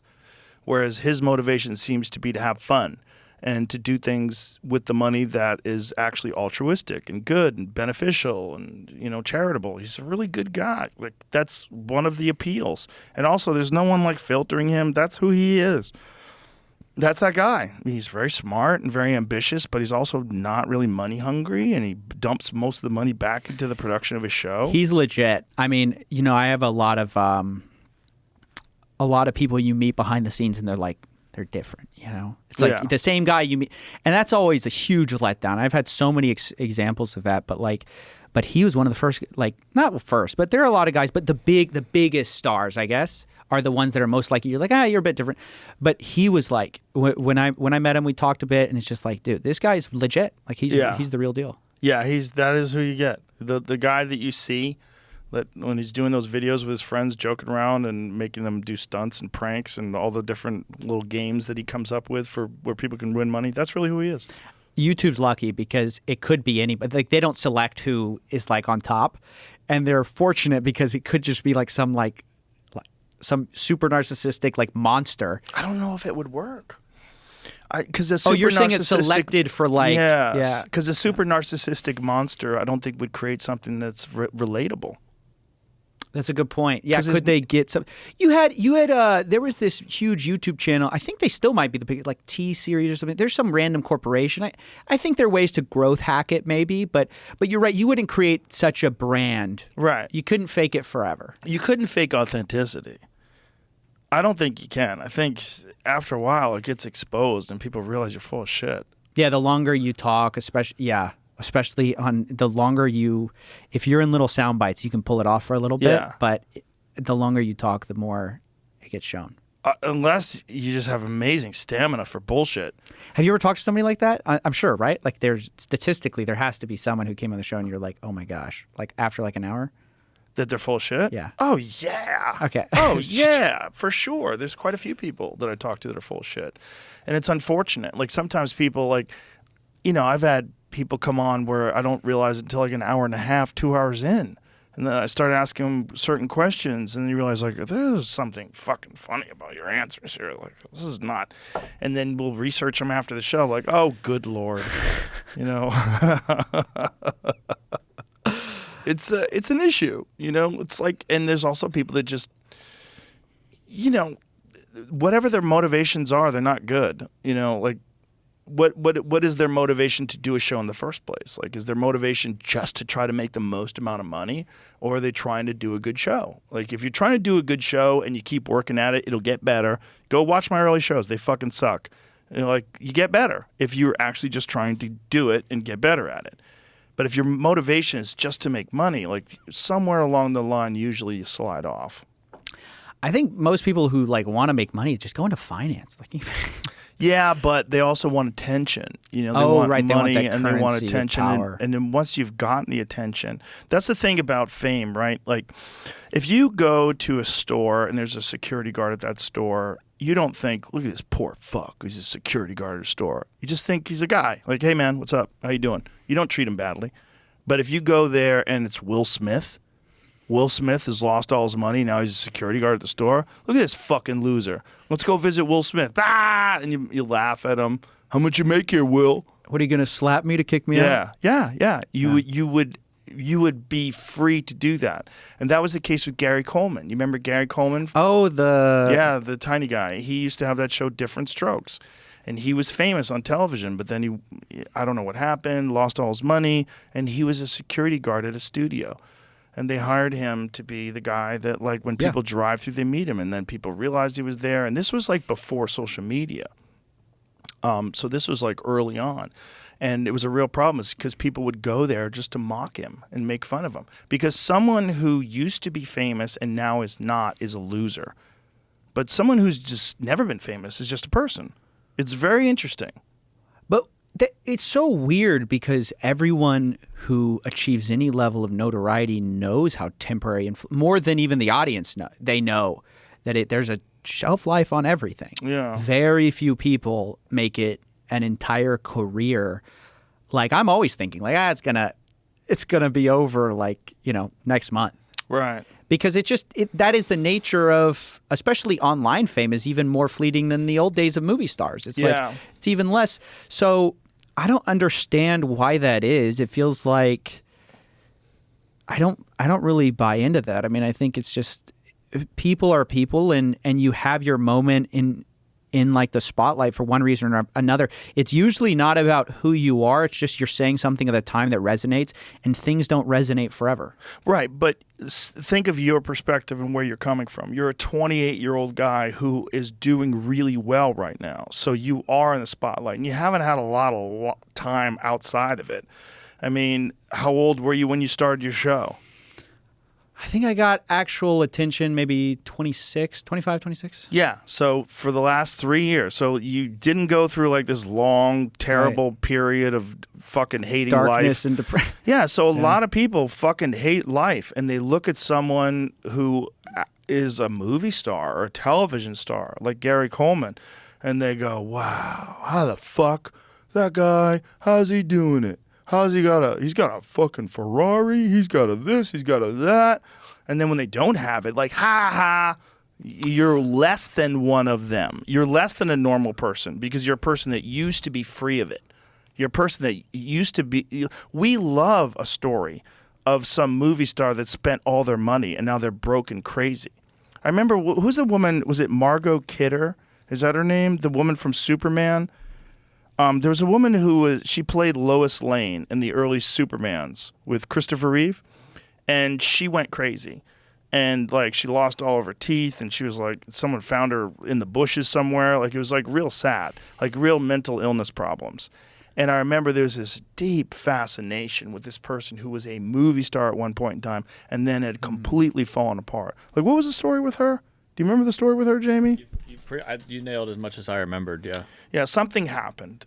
She had some sort of a mental health breakdown, and I'm sure some of that had to do with fame and society and acting and just the world that they live in of the movie star. And then also the women's world of a movie star, which is a fucking much more brutal world. That's brutal. Because, I was talking about Elizabeth Hurley. She's the rare that stays hot. Like, she's hot, and she's like fucking 80 years old. She had an accident, I guess, that left her paralyzed. Oh my gosh. She lost some money and had some issues with. Oh boy.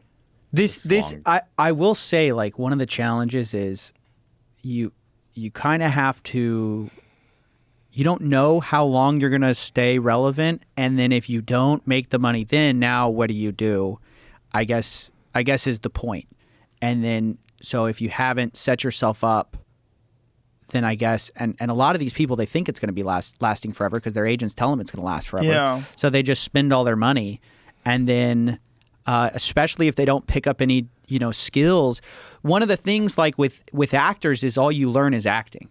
I mean, one of the interesting things now, which is kind of fascinating about like modern, like, people who grew up on TikTok and like the YouTube era, is you kind of have to learn like marketing. You have to learn video editing. You have to learn. So you can pick up skills to where you're never going to be completely, I know a lot of YouTubers who now work for other YouTubers because they stopped being relevant, but they're like, I understand content. I understand how this stuff works. They're not just a face. They're not just like a pretty face. They have actual tangible skills beyond that. That is an issue, though. I mean, I can understand why that's a problem. I think here's a big issue with someone like yourself. What if YouTube goes away? That's the real issue. Like, sure. If you're relegated to one platform, and that platform, what if the platform decides for whatever strange reason, like what if they get pressure from someone who you've outed? Right. And they come up with some bogus reason to strike your account and delete your account. That's a real issue. Yeah. Like if you're beholden to one company, that can be a real problem. It is a huge problem. Right now, the number one video sharing site in the world is basically YouTube, and that's essentially it. I mean, there's not really anyone else. There's like alternatives like Rumble, but like that's kind of, I don't know why it's perceived as kind of like a right-wing thing. So it's sort of, but then Russell Brand's on it, and I'll say Glenn Greenwald's on let's it. say political commentary thing. I mean, I don't know if like mainstream, like just like random creators are doing really well. I don't know. Maybe it's there, maybe it's not.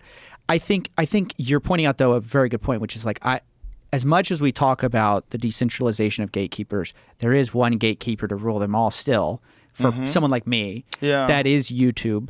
I mean, I would like to think that, throughout you learn enough about making stuff, making content that you could move. I would probably try to transition into some like production role. Yeah. Start a production company. I mean, But I think you would still enjoy doing the thing you do. Oh, You'd figure out a way to do. You'd have to figure out a way to do it somewhere else, but also you'd have to figure out a way to bring. Like, here's the other problem: social media, right? Social media is where you use to promote the thing that you're doing on YouTube. So, what if that goes away? What if something like we have to assume that if Twitter was on the verge of bankruptcy, apparently, when Elon bought it, it was fast tracking to bankruptcy. What if someone incompetent bought it and then ran it into the ground? Then it doesn't exist anymore. And then all those people that use Twitter to promote their businesses, stand-up comedians that use it to promote their tour dates, like they're fucked now. It's gone. Now you don't have that vehicle, and so your ability to access your fans is completely gone. Yeah, you don't own any of your data. So you don't own any of your subscribers' data. You don't own any of that stuff yourself. It's a real issue. It's a real challenge. I mean, one of the things, they also control what you can talk about. So when I was doing, my first show, I kind of had this video where I wanted to explore smoking and vapes through the lens of the FDA and how they regulated vaping, and they sort of went after vaping. But, it's a problem, but it's also seems like it's a lot healthier than just smoking. Cigarettes are the worst thing in the world for any human to be doing, although, it's very fun. But they're horrible for you. And so I did a video about that. YouTube age gated it. So now not only no monetization, which that, it's acceptable. It's just kind of the cost of being on YouTube. You sometimes get demonetized, whatever.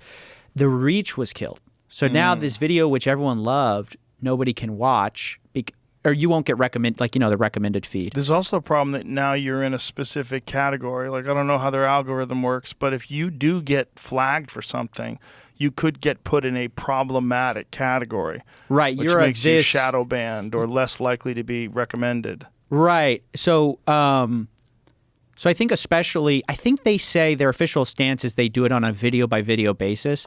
I don't actually know. I mean, it's kind of hard to figure out, what's true, what's not. But I will say, did I ever do a video about that again? No. Yeah, you self-censor. Yeah. And that's what happens to people. Big problem. That happened during COVID with a lot of people. People wanted to talk about issues like the lab leak hypothesis. Usually they're important issues too. Yeah. That's the problem. Is they're controversial, so they are important. Right. But it's I understand YouTube's perspective. They have I don't know how many, maybe they're supporting hundreds of thousands of people's livelihood.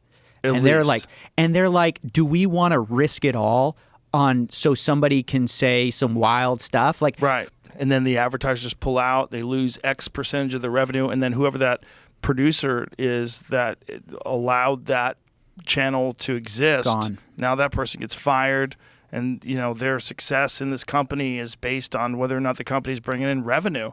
And if you're allowing all these people to say things that are really terrible to the bottom line of whoever is paying money for advertising, that's not good. Well, what I've said is I think a lot of these, some of these companies, they achieve near monopoly statuses. It's hard to argue that some of these companies aren't close to a monopoly in their specific domain that they're good at, because if you're going to make a replica of YouTube, you've seen how hard it is with Rumble, because it's not like you're just video sharing. It's you're video sharing. Their AI, their copyright ID. I think they said they spent $10 million or $100 million to build the copyright ID. So if you want to compete with them, you need to have at least that just to build a copyright ID system on par. Then you got to go host all the video. You got to find the AdWords targeting. Yeah. Google is the best ad targeting in the world. They're not going to give you access to their system if you're a competitor. They're not going to give you the same deal. So it's this challenge of, okay, who can really compete when there's such a high barrier to entry? Right. So I'm thinking why are these things not considered some sort of public good? In that, because we accept that it's so hard to compete meaningfully with these things that are so important to our public discourse. I understand the whole argument of free speech is just freedom to speak against the government, not freedom from a corporation. But what I'm saying is when all our discourse is online, why are these companies not some form of like almost like a utility company? Yes. Like, yes, at some level, you don't have the right to monetize, but do you have the right to at least say something? Yeah, that's a good point. And that was the point about Twitter. That was the conversation about Twitter being the town square and that it should be regulated like some sort of a utility. And I could see that argument. And also, when you think about the concept of free speech and the First Amendment, none of that existed with social media. And they would have imagined just trying to wrap your head around social media when they're drafting the Constitution with feathers. They're literally writing with a fucking quill. They had no idea what they were saying. So they were just trying to get people to be able to discuss things without being restricted by the government to stifle tyranny. Because at the time, the tyranny was governments. Yes. That's the only people who had the kind of power and oversight to where they could literally stop you from saying anything as a government. Now it's like, okay, you want to say something, the person who's going to stop you from saying it is probably not the government. It's probably like some like random tech executive. Yeah. Random tech executive who has not an ideological unelected, bias. Unelected from a exactly. Yeah. It's this strange thing, and I think it's actually a very like it should be a universal issue because I think conservatives all don't want to be censored, and that's usually who gets censored. But left-wing people are all about decentralized power. I mean, that's like the idea is like democracy, more elected, not just like these unelected people, but get more of a like kind of a group say in powerful decisions. Well, then they also should have a problem with the decisions, even though they happen to kind of go a certain way, still being made by unelected people who just can have arbitrary, biases. Yeah. Like that's the thing. It's like one day Twitter's owned by I forgot the last who was the health of the leader of health and safety or whatever at Twitter. Vidya? Yeah. One day it's her. The next day it's like Elon Musk. Right. And they have different like opinions on things. Yeah. And so do you want to be subject to like both of their whims? Or do you want there to be some sort of thing on, I don't know, on the books that we could at least sort of have a public vote on it? Well, this is narrative that's being bantered about now that Twitter's no longer safe from trolls. But Twitter was never safe from trolls. It's just they used to be just left-wing trolls. Now you get right-wing trolls too. It's more of a center. It's not. It's like the idea that Twitter leans right now. No, it doesn't. Like, how many left-wing people that are addicted to Twitter stayed on? Most of them. A few, like, goofy celebrities, like, valiantly declared they're leaving Twitter. And one of them was my friend. I was like, what the fuck are you doing? Like, why are you posting that you're leaving? Like, this is so goofy. Like, and you don't even know what you're saying. You're just saying this because you think this is going to appeal to your base, that you're so noble. You're going to leave before the right-wing trolls come back. Like, cut the fucking shit. And the good thing about people being allowed to speak is that you allow them to put things out there that can be ridiculed by everybody. And so if you really oppose these right-wing ideas, let them post them and then post something that ridicules them. Post something that refutes them. Post facts. Post information. Get engaged. If that's your thing, you really like doing that? I don't like doing that. But if you like doing that, get in there. Get in there and go to work. It sounds like a huge, I get exhausted. I'm like, just thinking about it, I'm like, who wants to spend their time like arguing with somebody? Like, I don't know. I guess it's just not something I care about. So it's like, to me, that doesn't matter. But I guess to some people, this is their whole, just like covering scams is my thing. It's like, this is their whole thing. And well, I guess that's their whole. It's like video games. It becomes their game. Right. That's where they get their score, They their level points. up. Yeah, they get level more up. followers. Get more followers. Level up, get more likes. People will tell you about their engagement. My engagement on Twitter is up. Like, how the fuck do you know? I don't even know how many followers I have. Why are you paying attention? Get out of there. Go outside. Go do something. I think it's deeply bad for health to constantly be given analytics. Like this is a thing on YouTube. I was talking to Lex about this because he was telling me he likes to not look at his numbers. And I was like, man, I love that. I try not to look at my numbers. The thing is, when you go onto your dashboard, like they give you every stat you could ever imagine. Yeah. And I get it. They're trying to educate you on if a video is doing well or doing bad or whatever. But I think it's kind of good for artists not to have immediate feedback. Like There's an argument against that though, and that's Mr. Beast. Well, Mr. Beast has figured he out. moneyballed it. So Right. he moneyballed YouTube. YouTube before that Right. wasn't like a science. It was like an art. It's like nobody knew what they were doing. He comes in, he's like, you guys are all idiots. Let's turn this into stats and numbers. And I Yeah. love him and I hate him for it because I got the one perspective. It's like you kind of saw the Mr. Beastification of YouTube. Everyone talks the same. Everyone has a, hey guys, what's up? Today we're doing this. And Yeah. that's like because he kind of showed like, oh, this is a pretty optimal way of doing it. So it's good because he gave people like handles on their own success, which is valuable. Like it's cool that you know why a video does well or not. There's also something that like it kind of kills a little bit of creativity and inspiration when all of a sudden you know like this segment ain't gonna do it. Right. Like and they give you this graph. Have you ever seen the retention graph? No. Oh, it's hilarious. So you start off at 100% and then you just see as people leave. And then it goes to the end of the video and you see how many people were left. And like at every moment, you can tell if someone clicked off at that moment. People and are so, gonna fucking go so much anxiety for that. oh, and what they do now, and like this is taught like at YouTube, you know, boot camps is like, look at your retention graph and everything that wasn't good. If people clicked off, you gotta cut it. You gotta stop. And I think that creates its own like, you know, sickness because then. YouTube boot camps are hilarious. That's so funny that they have YouTube. But it makes sense. I mean, if you wanted to treat it like a business, like any other business, if you wanted to get involved in, you know, you wanted to open up a small business somewhere, you know, you could treat YouTube like you're opening up a small business. I get it. I get it. It's not my thing though, so I don't get that aspect. I think that would fuck with what I do. I think that would get in the way. I think it would fuck with what you do too. I think it gets in the way more than it helps. We've had to move away for a while. We really emulated some like creators who we liked what they did, but eventually what you realize is like I just have a different audience, and I have people are here for different reasons, and so I have to find I can't just rely on a book or not literally a book, but like the playbook of like what has worked for you. I have to find out like, you know, not only what my audience wants, but what do I want? Yes, I think that's the most important thing. It is the most important thing. We're not just making, well, I'm not making things for other people. I'm making it because I think it's cool, I think it's interesting, and I think it's valuable just for me to express it. And so I have to find out, like, why do people watch my show? What do I want for my show in a way that even if nobody wants it, I put it in. Like, I have this, like, this whole robot bartender thing and it's like this CGI thing. And I do it because I like it. Yeah. It's fun for me. I get a real kick out of that stuff. I'm a nerd when it comes to that CGI tech stuff. And people wouldn't believe how much time I spend on that. I spend like half my day on like just like tweaking this stuff. Like, but that resonates with people. That's one of the reasons why people like it. And I think when you do something that you like, it's very obvious to the people that are paying attention. I think that's part of the appeal of a lot of shows.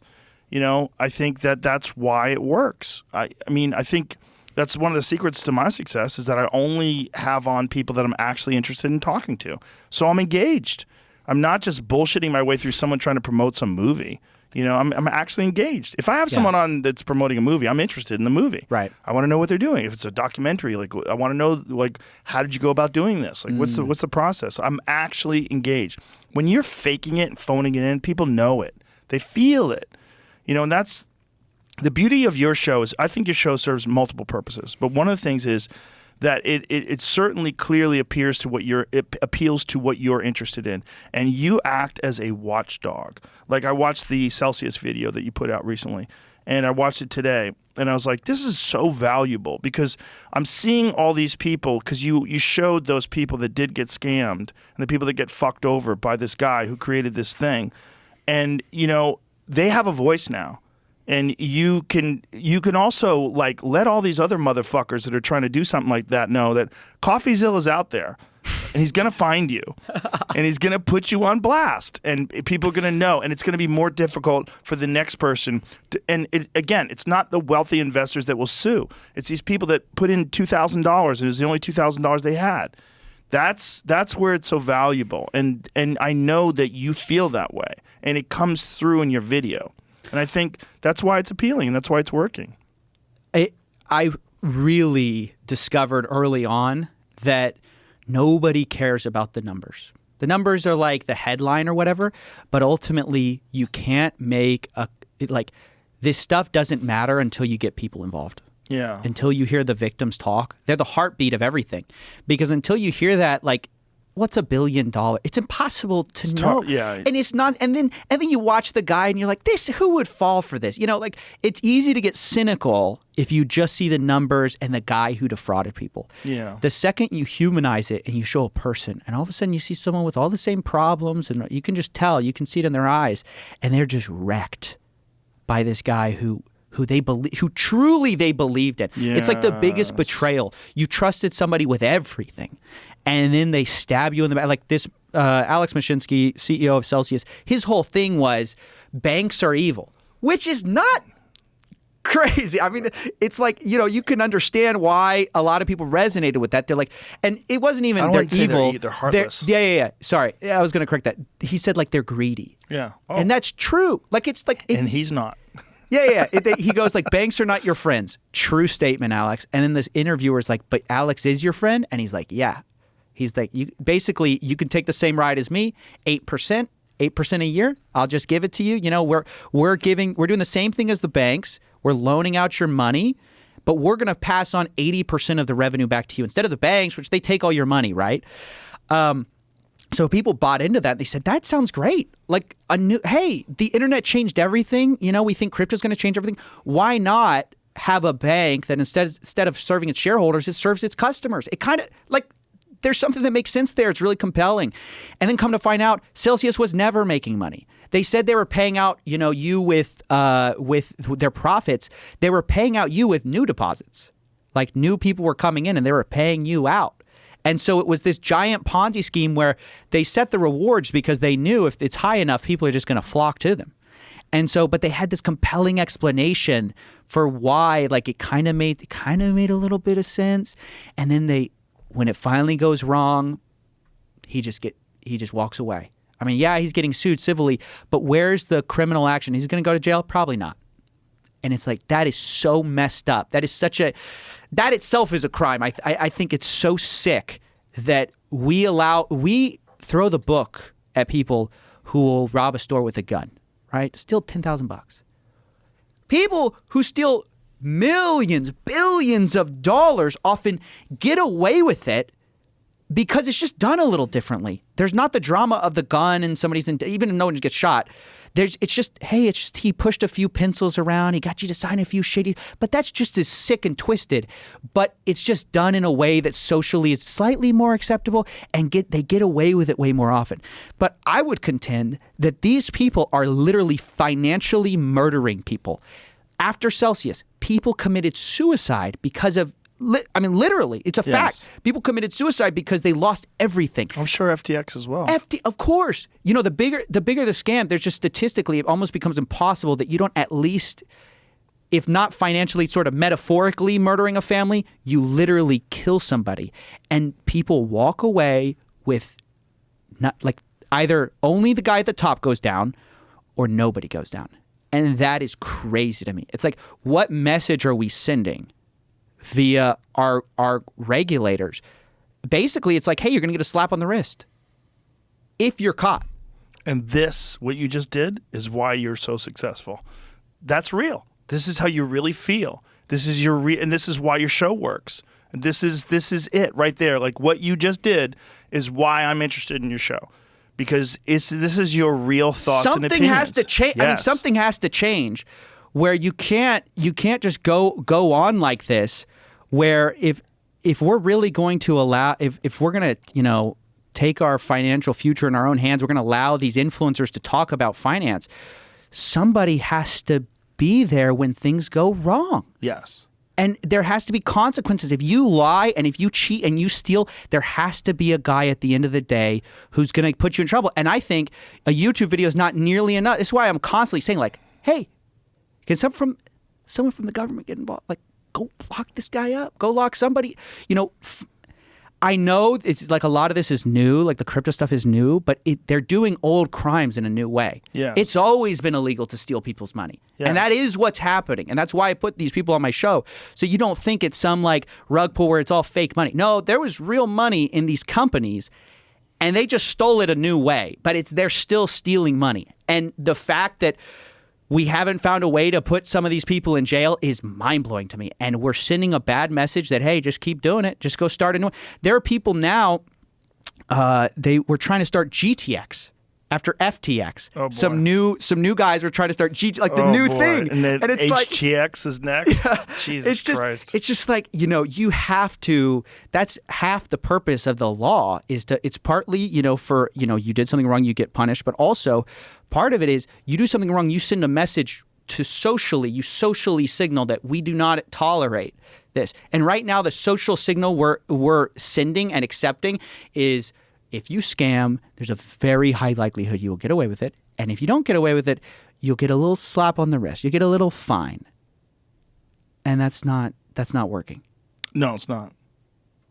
Hey, man, thanks for being here. This was a lot of fun. It was a lot of fun, Joe. I appreciate your show. I appreciate you. I appreciate what you're doing. And I really enjoyed this. It was Thank great. you so much. Thank you. Thanks for having me. Tell everybody how to get your show, what your social media is, all that YouTube, jazz. Coffeezilla, that's it. That's the place to find, best place to find me.